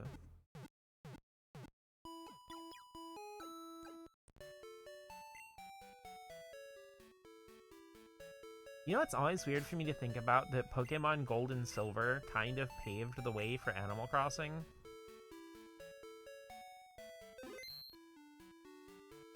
There may have been games before it, but Gold and Silver are the first games I can think of that truly had, like, events on different days of the week and stuff resetting daily and all that stuff. I think the reason why people complain about the level curve in Gold and Silver is they're trying to play through it in one full swipe over the course of, like play through it linearly like a traditional RPG when it's just not structured like that. Because unlike the rest of the Pokemon games in the series, Gold and Silver, and to a lesser extent Heart Gold and Soul Silver, and Crystal of course, are structured with life sim elements baked in. And like I said, it's the first games I can think of that really had, like, literal time and day keeping. Because, I mean, there were games with day-night cycles since the NES, where, you know, like, every 10 minutes or so of game time, it would change from night to day or whatever. But this is one of the first ones I can think of with a real-time clock built in. I went 99 in Japan. I'm trying to think if there was anything on, like, Saturn or PS1, because honestly, the whole thing about a real-time clock being built into a game feels like something Sega would do from that era. But I can't think of any Sega games. Yeah, Christmas Nights is what I was thinking of, but it's not a major part of the game as much as it's kind of like a bonus feature. Oh yeah, 7th. I was thinking about this, and I keep forgetting to Google it, but I figure you're here and you'd probably know. Doesn't the HD port of Nights into Dreams for PS3, 360, and Steam have the Christmas Nights content in it too?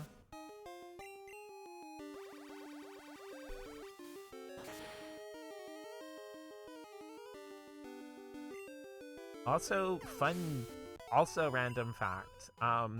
Nights into Dreams has a sequel for Wii called Knight's Journey of Dreams. cut down version? Does it just not have like the time of day or like the daily event or seasonal events, I guess? No, they didn't take out Sonic Into Dreams, did they?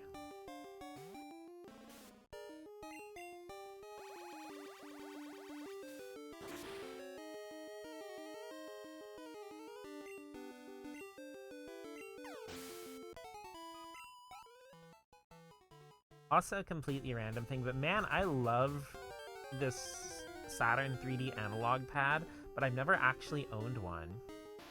Had a lot of the stuff, no Sonic. Ah, damn.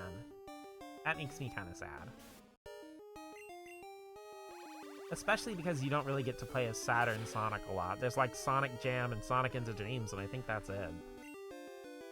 I'm not really counting the Sonic Mania 3D model.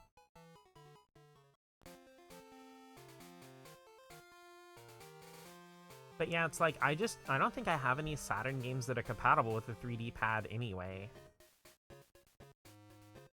I'm trying to think, like, the only physical Saturn games I have are Galactic Attack, Fighting Vipers, and a Stall.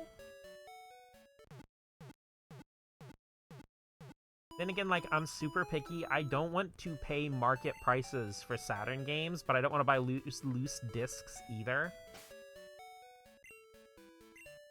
Because Fighting Vipers I have as complete in box, and the other two are the original box, but I don't have the manual.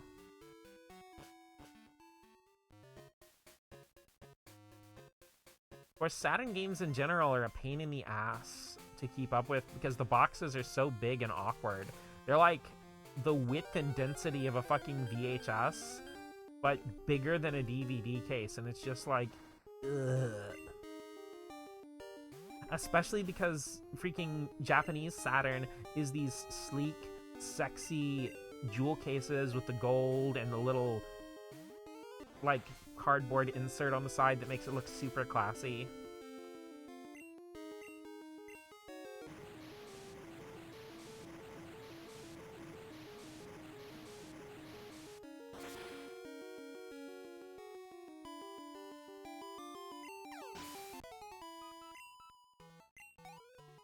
Though personally, I feel Sega Saturn should be one of the consoles added to Nintendo Switch Online, even if it ends up being Switch 2 only. I have a fondness for Saturn long boxes, but the Japanese ones are objectively better for storage purposes. I mean, I feel like I could enjoy them more if they hadn't been the only thing for North American Saturn games, but they're so big and clunky. Like, I don't like Sega CD boxes either. Granted, I only have one physical Sega CD game, but still.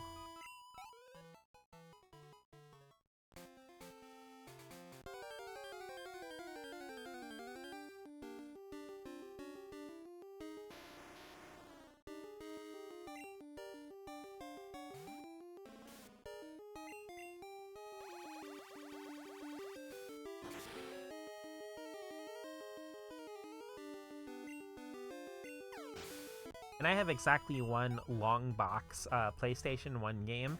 It is Jumping Flash. Jumping Flash is an absolute treat. The hinges are prone to cracking. I am always so cautious with my Saturn stuff. Like I said, I don't own much, but still.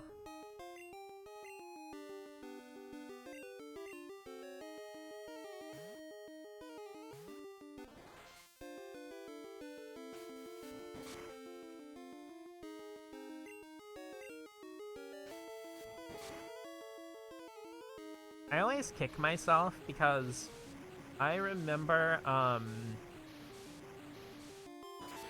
this is like over 15 years ago, I think. I remember surfing Amazon and, someone was selling a complete in-box copy of Magic Knight Rayearth on Saturn for $80. And I'm like, I'll wait for it to go down in price a little more. And it's just one of those things I think about every once in a while. I'm like,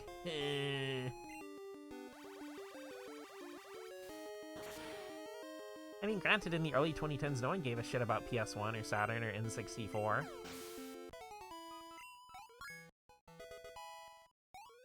Fucking walked into a thrift store, got like Rhapsody, a musical adventure for $2, Legend of Dragoon for like $1.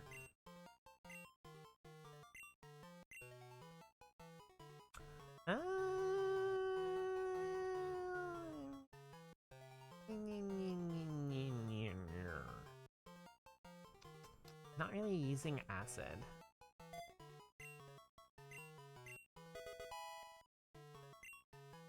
Discworld, that's like that adventure game. Like it's a point and click adventure kind of thing that's hand animated, right?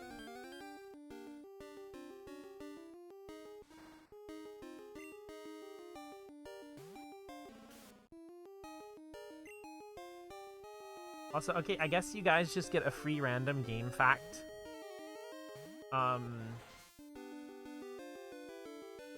Because I'm not looking it up to double check it, so it might be wrong. But I'm fairly sure that the original release of Discworld, I don't think on PS1, I think the PC version, has an unused voice line in it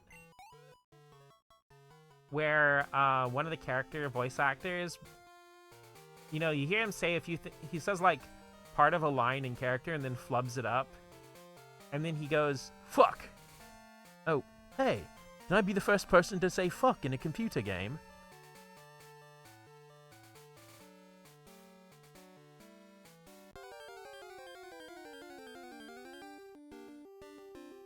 It's granted, when it comes out, I don't know if he actually was the first person to say it, but it's unused, obviously, but it's still funny.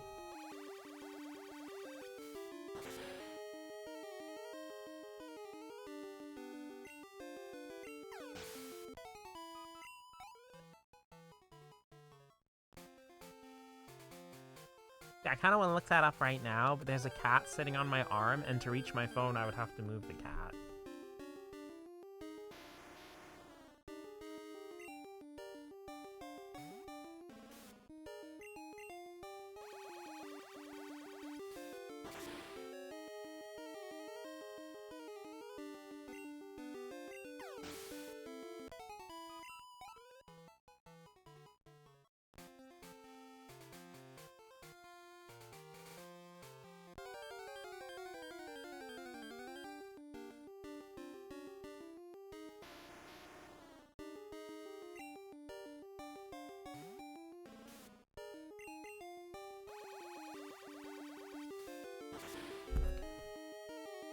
But if you guys crave random weird things about video games the way I do, absolutely go check out tcrf.net, aka the cutting room floor. You can just learn so much stuff about the unused content in games. It's one of my favorite websites. Because I still remember, like, when I got my first job, it was like right across from a Subway, the restaurant, not like a train. And that Subway was one of the first places that had free Wi-Fi. And I would sit in there on my PSP, surfing TCRF, looking up stuff on the PSP's browser, looking up all this stuff about, like, unused content in games. It's a very good memory for me. Another memory I have very distinctly, it's there because it was like a Subway, and it was like right across from a CVS pharmacy.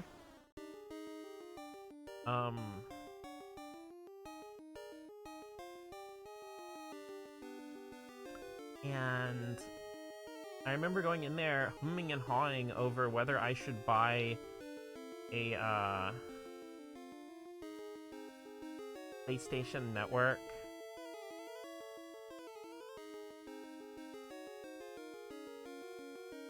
card, because I really wanted to buy Xenogears to get it digitally on my PSP. And I was like, I was like kind of torn up about it. Mom was on break at work, and I texted her, and she was like, "Yeah, just go ahead and get it. I think you'll regret it, and you can start playing Xenogears. You play it a little bit before work." And I'm like, "Okay, yeah, you're right." So I bought Xenogears, and I remember downloading it in the Subway. I was sitting there eating breakfast while my game downloads on my PSP that I had, like, looped around 2 booths plugged into the one plug-in in their wall. And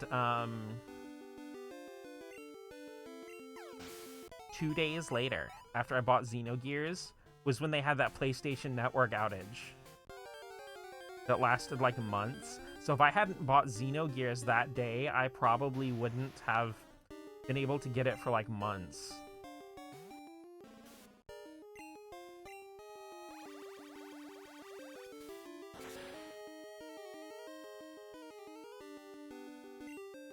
Is anyone who was around during that outage, like, that was an entire debacle. It was on like the mainstream news and shit. Like, people's accounts got hacked.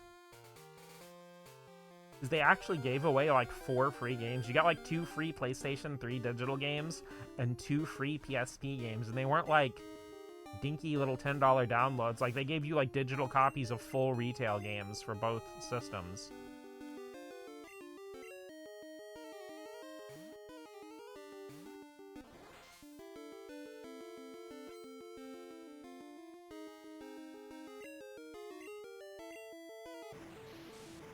Because even though I haven't really ever engaged with the series much, considering that I didn't really have any interest in the other 2 free PSP games, I ended up getting the PSP versions of Little Big Planet and Mod Nation Racers. I have still not played Mod Nation Racers once to this day. I played a little bit of the PSP version of Little Big Planet. It was alright, but I remember just sitting in my living room, you know, after downloading it and stuff like that. And I'm just, you know, doing it, and it goes through the regular narration. And my mom's just sitting there reading a book, and she's like, "Is that Stephen Fry?" And I'm like, "I don't know who that is."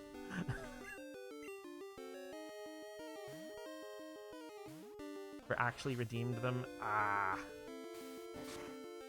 Well, I mean, both the games I picked, I don't even think either one are playable anymore.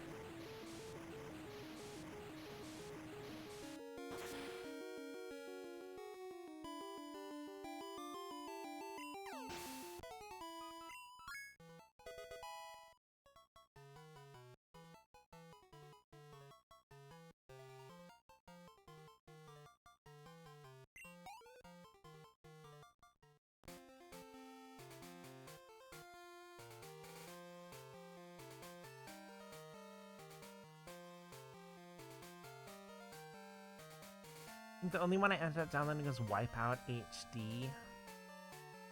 You know, I've never played Wipeout before. Like, I'm very aware of them, and I love the music. But it's just one of those series that just kind of evaded me.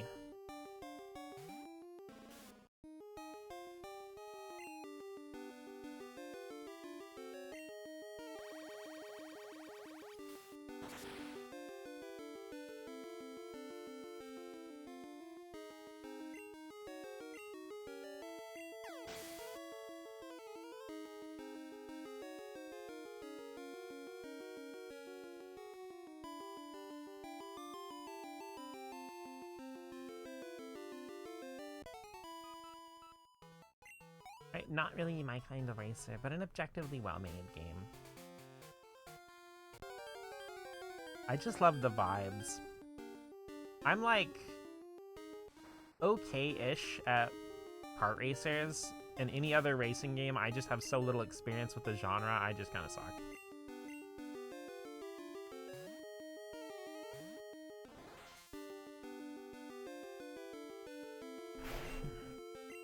Then again, it seems like in general, I tend to not engage very much with games where the conceit of the game is you are just yourself engaging in an action. I'm not sure how to explain that. It's like, I guess simulation stuff is what I'm talking about. But it's like with most racing games, you're not playing as a character. You don't even see the human. You're just an arm in a car.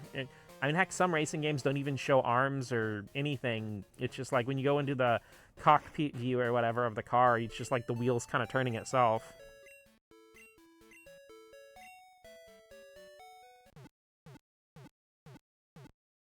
Though the way my brain interprets it, it's like the car is the character. Like, I'm not playing as a person driving a car, I'm just playing as a car. I thought cars were the dominant life form on this planet.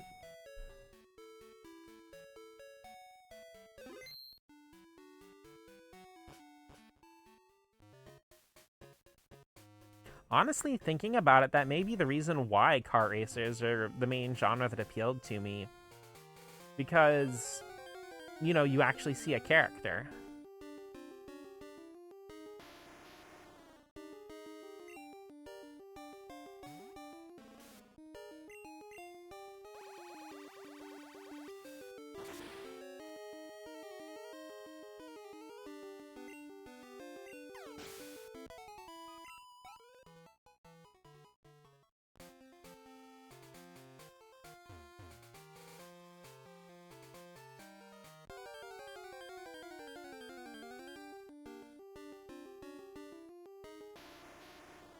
That's fair.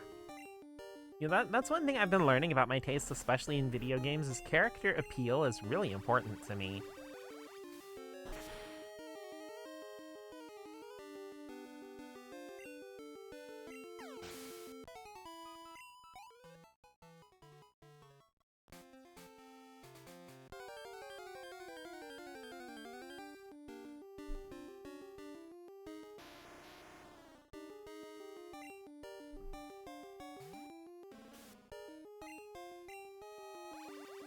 Because, like, that's honestly the thing, because, I love, like, character-centric action games like Devil May Cry and Bayonetta.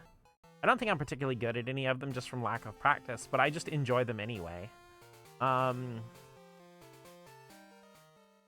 like, obviously, I picked up God of War for PS2 and I found it on a really good sale, and I ended up giving it away to a friend. Because I just didn't really like Kratos. I kind of thought he was an asshole. And for me, like, I've realized that it doesn't matter how dark a game gets if I like the main character, and I want to play as somebody who's either cool, fun, or funny. Or silly, just like, you know, they don't always necessarily have to always be on the same wavelength, but I want them to kind of be fundamentally good. Maddie, Rain, would one of you mind cutting a worthless object, please?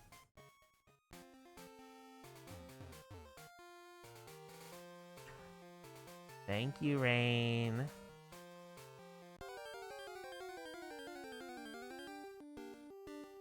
Bless you.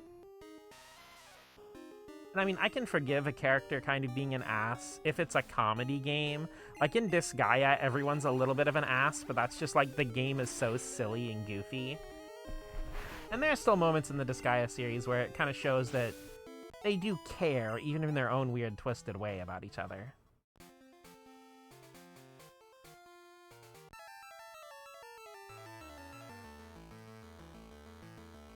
Hi, Raiko.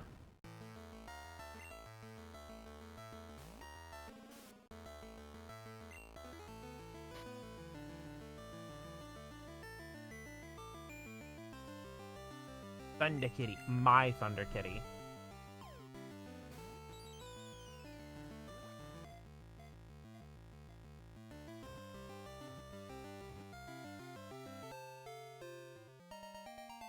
Means the only one I gotta chase is Entei.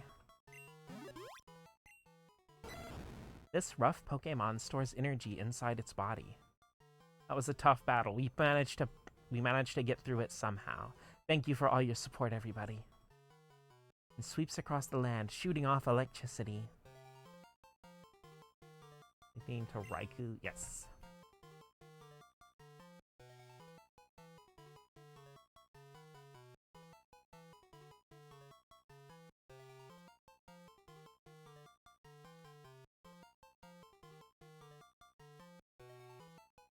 We named our Suicune Pepsui, so this is RC Cola.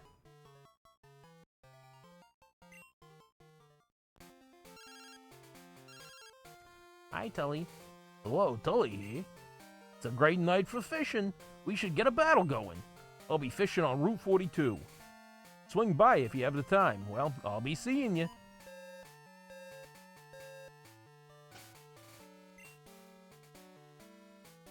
Tully fight!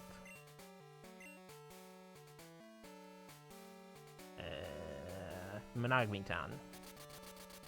Bounce to the bounce to the bounce to the bounce. Then heal up our cuties.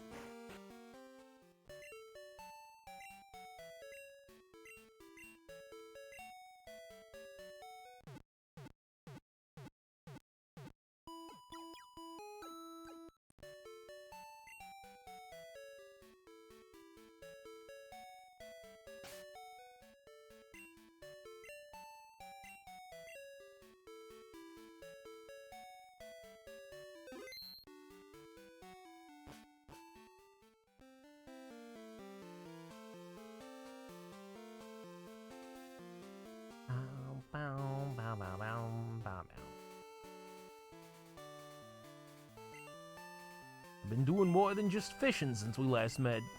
You're in for a big surprise.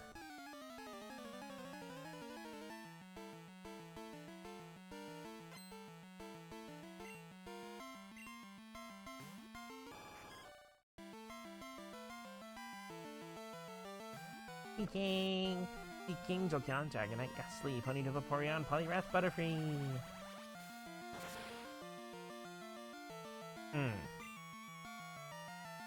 I kind of think making the Playachie sound legendaries adds a bit of something to them. A certain je ne sais quoi and memorability. Yeah, I can see it.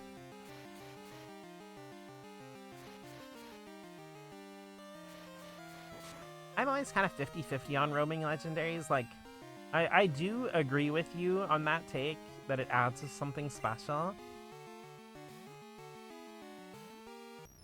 But depending on how it's handled, yeah, it can be a pain in the ass sometimes.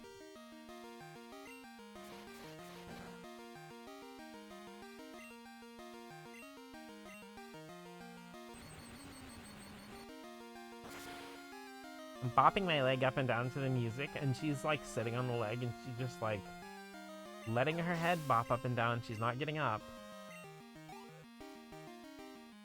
You comfy little boy.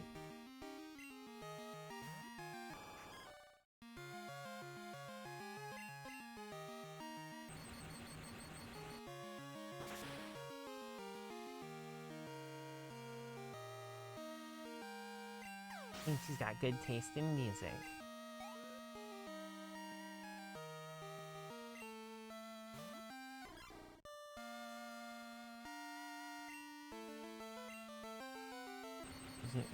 Adopt the criminal. Like, she hasn't forcibly self-adopted herself.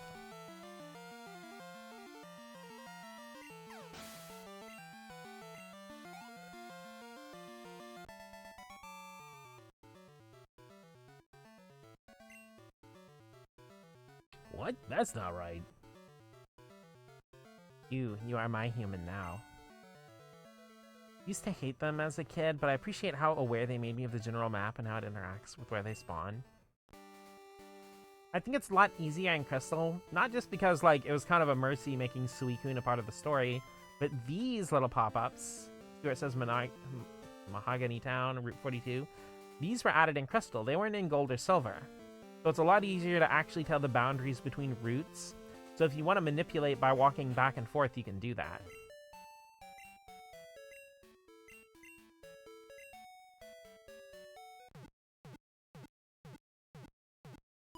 But I mean, roaming legendaries feel like a pain in the butt, but they're really designed to be a puzzle.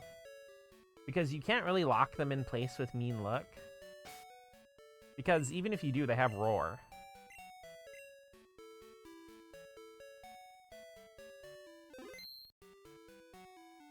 So it's really like the ultimate test of your catching ability.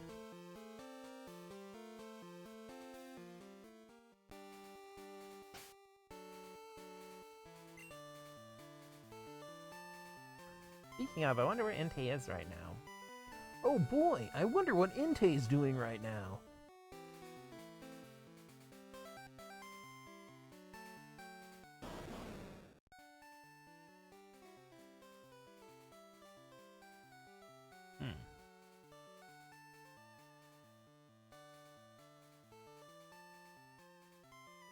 Well, that's close.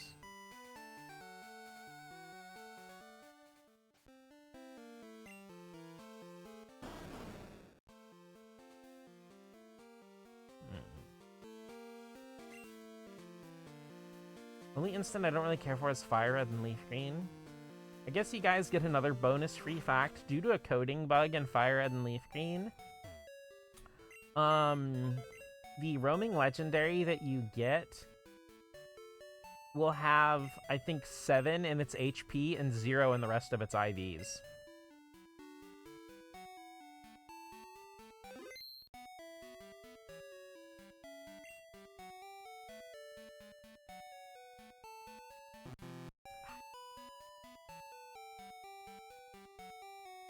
Exactly why I hate it there. Valid.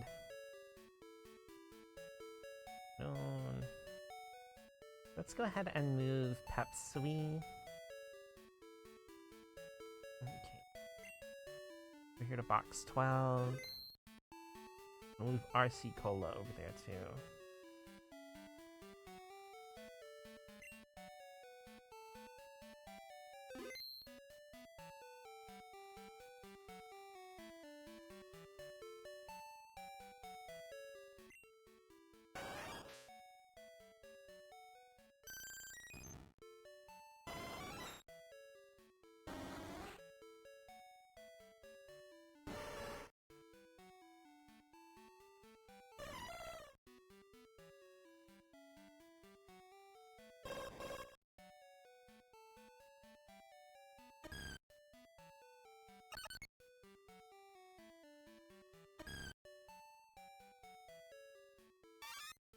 Slobo is my favorite evolution.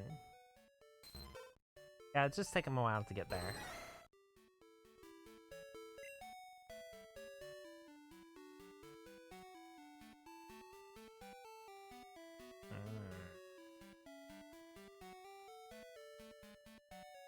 I don't think any of my main squad have a sleep move, do they?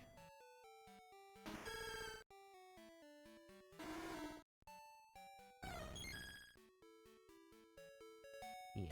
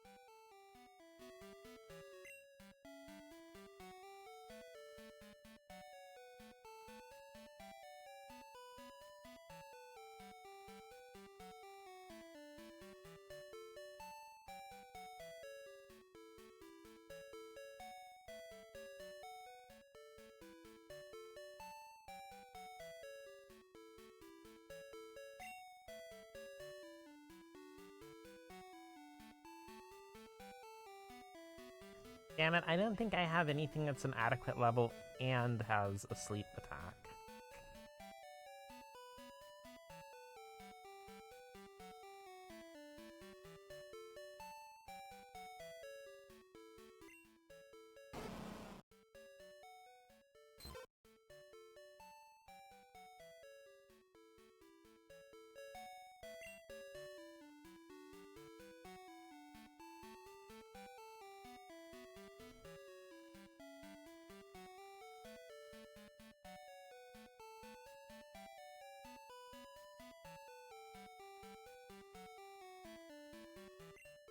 And of course, I deleted Sleep Powder. No, I didn't delete Sleep Powder off Gloom. Teehee. I don't think she's fast enough, though.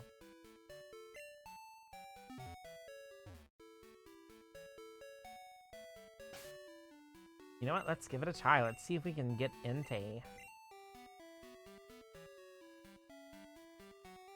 I'm on a hot streak from my incredibly intricate and exhausting Raikou capture.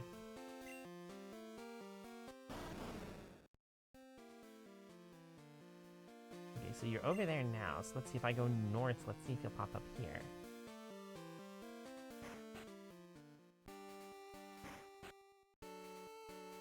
A hot streak of 1.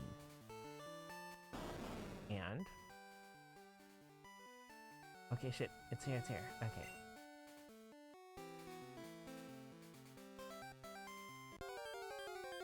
See, the thing is, even though I didn't do it, the game actually prepares you for them in advance, because it gives you Ghastly, like, first thing in the game.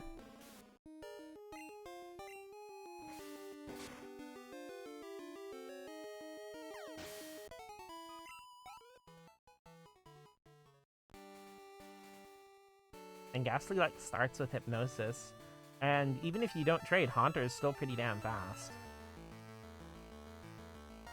Okay, can a level 38 Gloom outspeed a level 40 Entei? No.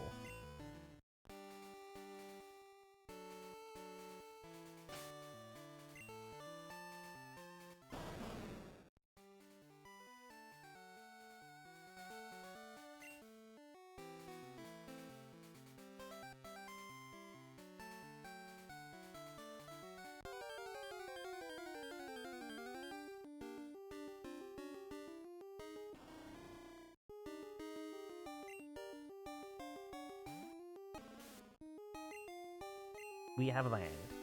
Time to get to level 37.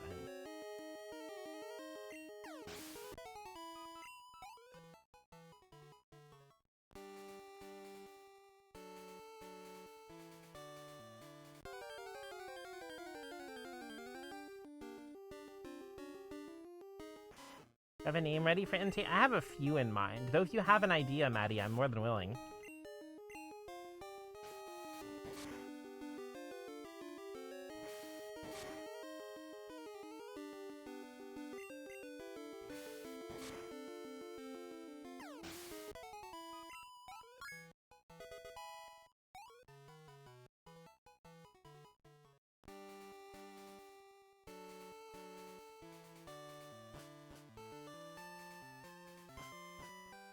Also, you know, there are a lot of like weird 4Kids-isms in the Pokemon English dub. I know the most famous is the Pokemon quiz from Gen 3. It's like, which one of these Pokemon evolves into Seviper? That's right, it's Arbok! But there's one that surprisingly isn't. And it's one that's always stuck with me to the point where it's like a vocal stim for a little while. Where it's like in the episode where like the central Pokemon is Scizor, and when it's fighting Team Rocket, one of the commands he gives Scizor is finish it with False Swipe, which like that's not how that works. But the thing is, that's not a 4Kids-ism. The original freaking Japanese version also says finish it with False Swipe. So it's just like, even the original didn't know what they were talking about. Though I will be honest, even with the original, like the seasons prior to Generation 3, and a little bit in Gen 3 also, to be honest, really felt like the writers and stuff didn't really play the games as much as they were going off of like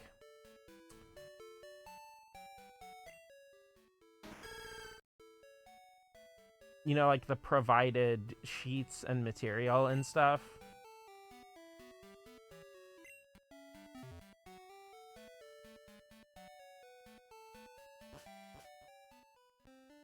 And I'm not one of those people who thinks that the anime's logic is supposed to follow the game's one-to-one or anything.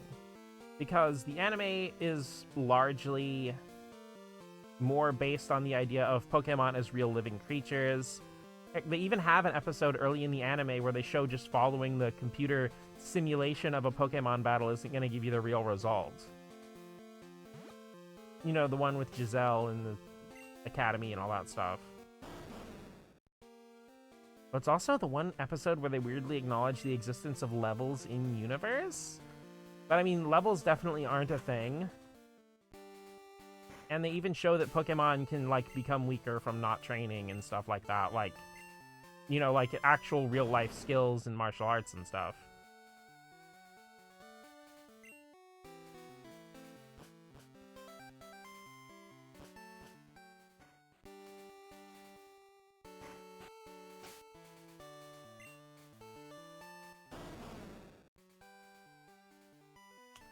You whore. Okay, Entei hunt is over. I lost interest. I'll come back for him sometime.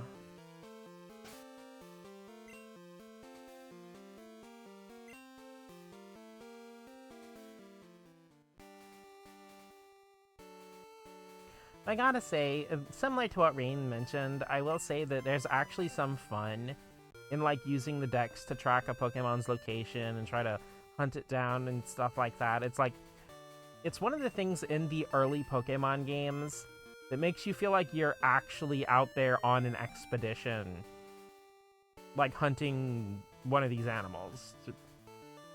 Granted, you're hunting it to capture and make it your bestie and not eat it or something, but still.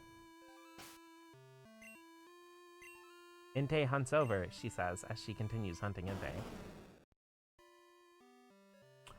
Ooh. Ooh.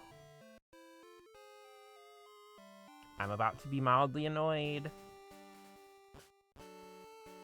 I'm about to put my hands on my hips and scoff in a way that blows a little dangly piece of my hair up. Oof.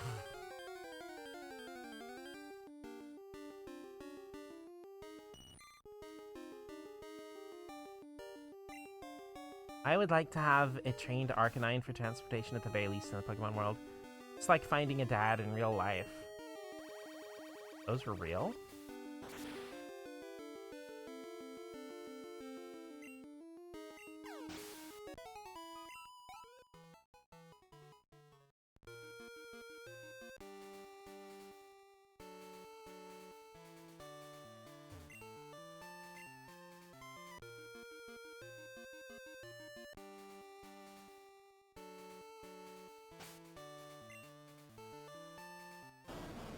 No, I'm not convinced they are. Oh my god, Entei, baby girl, we are gonna have it out right now.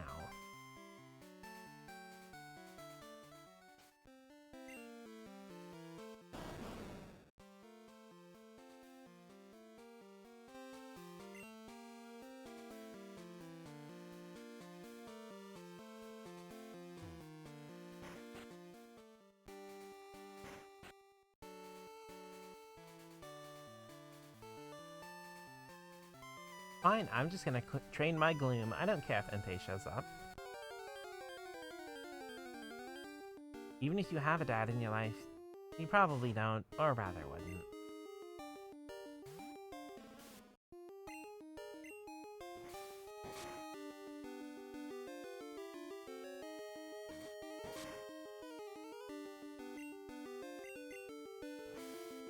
You know, that always reminds me of a weird thing in Yu-Gi-Oh!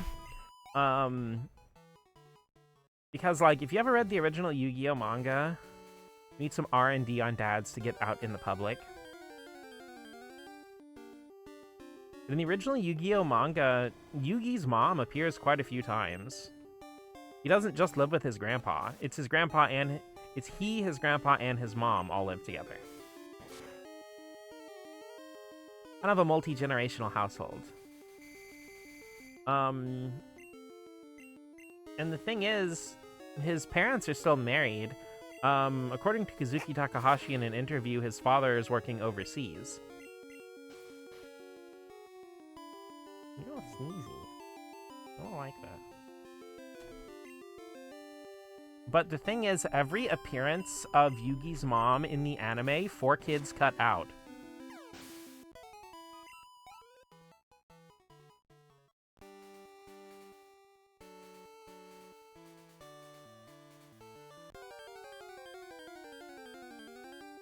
The interesting thing is, I'm pretty sure that, Yugi's mom is Sugoroku, like his grandpa that you see in the anime. She's his daughter. Then again, I don't know, because Yugi and Sugoroku's last names are both Muto. But they still seem to act like that's his daughter, so maybe he just kept mom's last name, who knows. Or hey, maybe they just have a really good relationship.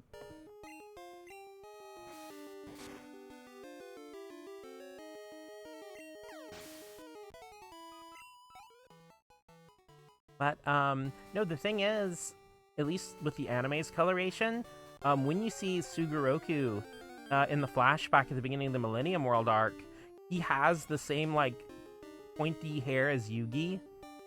Like that hairstyle naturally, but his hair is all black with yellow bangs. But Yugi's mom has red hair. So the implication there is that Yugi's hair is black, red, and blonde naturally.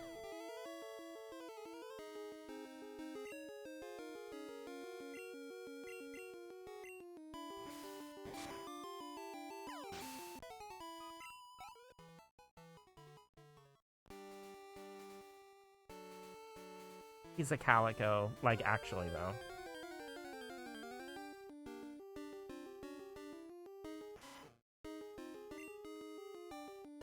Anime hair doesn't logic. Anime hair does whatever the fuck it wants. I mean, real hair is kind of like that, too, honestly. Because fun fact, when I was younger, I almost always had short hair. And, you know how, like, especially in a lot of older anime or stuff like Quest 64, a character will have one lick of hair that's just, like, standing straight up on its own and is completely incorrigible. It would just always be up like that. My hair would actually do that. Like, I would wake up in the morning with just one piece of hair, like, curled in a question mark. And it was just like, I couldn't comb it, I couldn't do anything with it.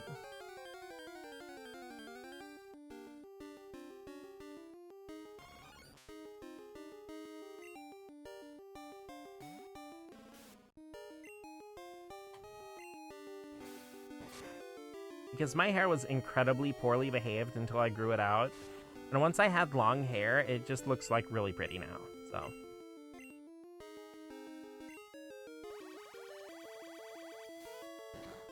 Also the fact that people start with blonde hair when they're born, it just changes colors.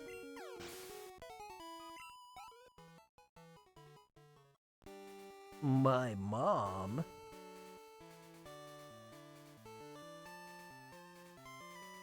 Long hanging, accidentally hit send.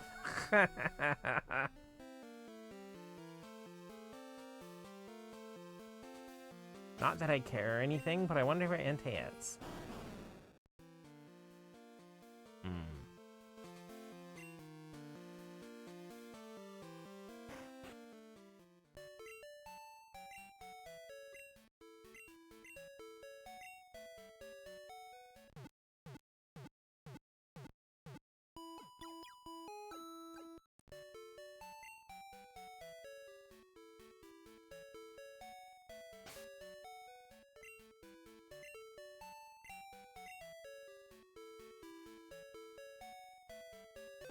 You know what's funny? I've gotten so used to using the Xbox 360 wired controller from Power A that I got for $7 on clearance at Walmart that whenever I actually turn on my Xbox 360, I end up actually using this controller instead of, like, the really nice one I have.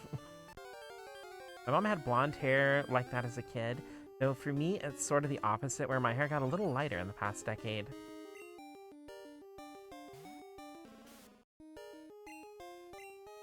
Maddie's going gray. Without the R, hey-yo! No, I'm kidding, you can't go to a place you're already standing.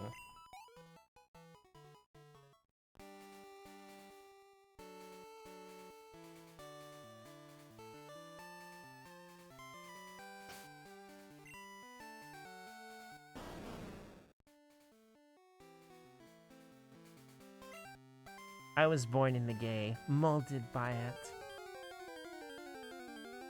Or however the quote goes, yeah.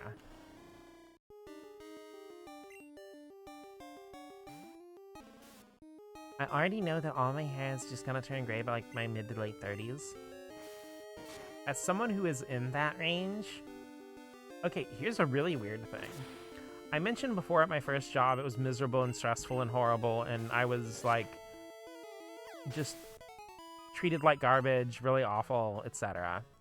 And I had that job for like a few years in my 20s, and my hair started going gray in my mid-20s. And I thought, okay, I guess I'm just gonna go gray, whatever. The thing is, after I quit the job, it stopped, and I have, aside from a few couple strays, I have not had any gray hairs since then.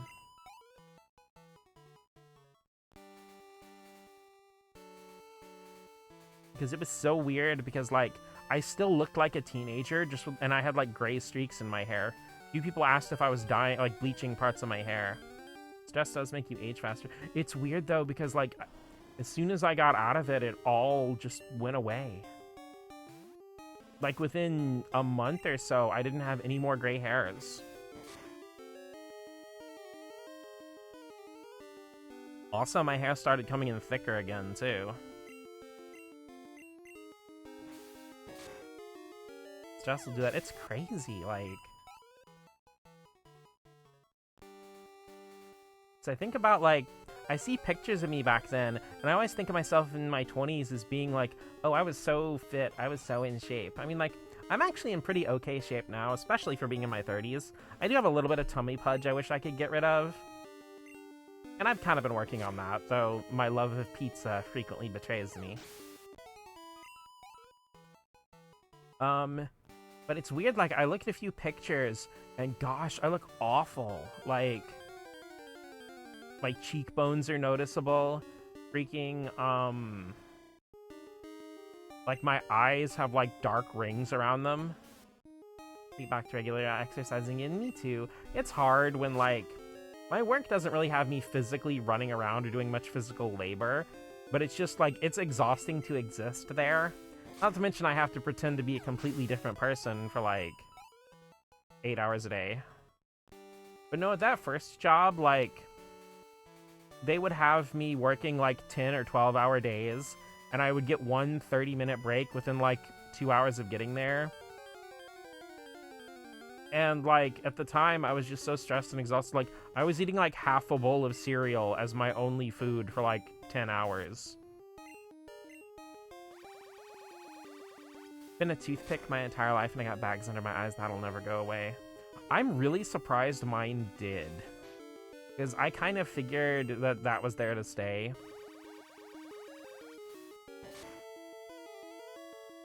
I'm gonna go kill the people that were in charge of your first job.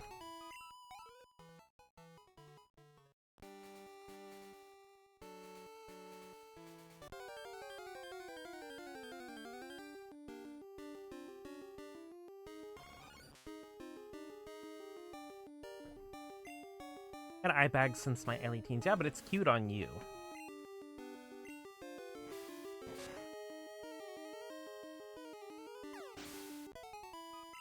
Nah. I think I just need to get back to a sleep schedule that works for me because I have a morning job and I'm not a morning person. It's weird because I do like being awake and doing stuff in the morning. But if I'm left to my own devices, like, for the couple months I was just trying to do freelance stuff and stream full-time. Raccoons are cute and they have eye bags. It's true.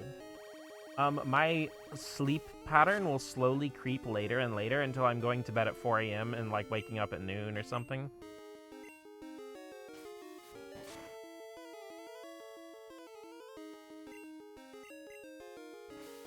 So I'm kind of glad I'm not doing that now, because, like, my job that I'm working now, my job is mostly, like, mornings. It's 9 to 5.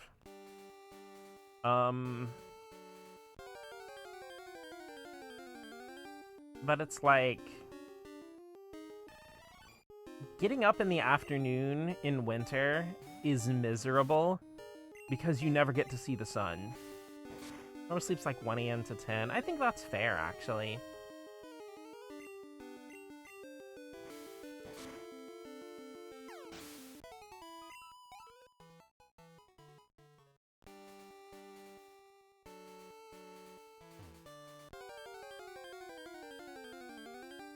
That's the thing, is, like, my body oftentimes really wants to go to sleep at, like, 1 or 2.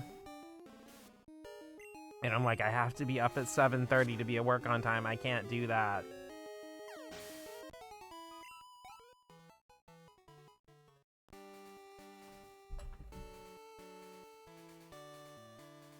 Body gets tired, brain wants awake. Yep.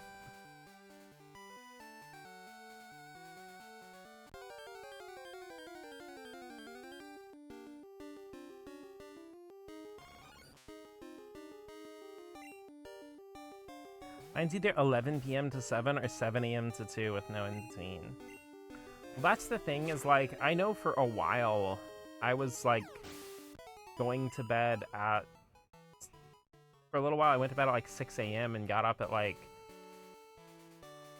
1 or 2 in the afternoon. And like I said, when you do that in winter, like, by the time you get out of bed, the sun's already going down. So you just don't get to see the sun at all.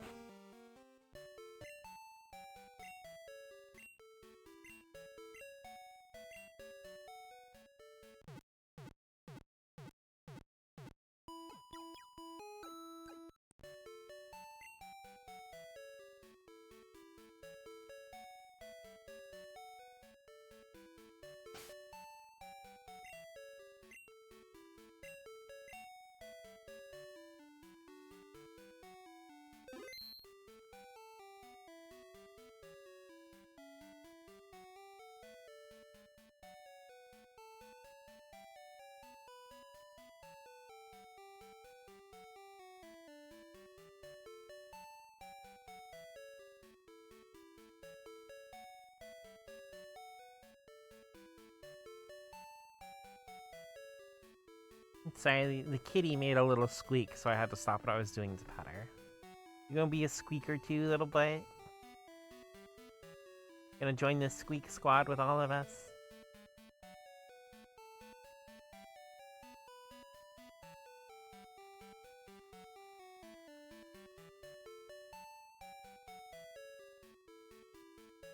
Alright guys, I think I'm gonna go ahead and wind it up. It's been 2.5 hours. I figured it would be a shorter stream today, but it's almost 10 o'clock. And I still want to grab a little something else to eat before I go to bed, but I can feel myself not having much awake left.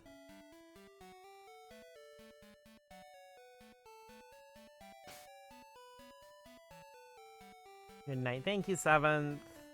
Ugh, go do the big sleep. I can ever get this fur ball off my lap. But yeah, thank you guys so much for coming by, hanging out with me while we do some crystal grinding. Ugh. Ow, ow, ow, ow, ow. Sharp claws on my leg. I moved and she just flopped sideways.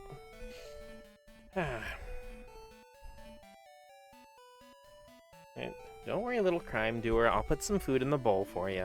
I'm gonna give her some of her own food. She seems to be not feeling well. She's been sneezing, and I can hear, like, congestion in her purrs.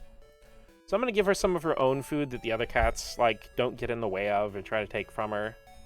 I feel like when she's out of it, she doesn't really have, like, the energy to push the other cats out of the way to get her own food when she's outside. But yeah, thank you once again, guys, for joining me for some crystal.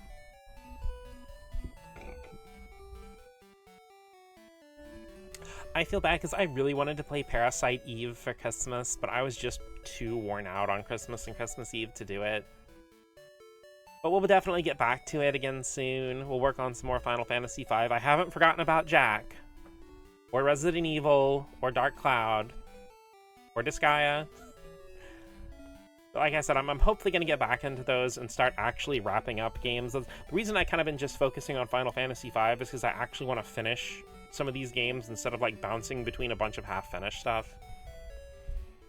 And Crystal's my easy go-to because I can just like play it and not have to think too much, and I can just yap. But thank you so much, guys, for hanging out with me. You have a wonderful rest of your night. Bye.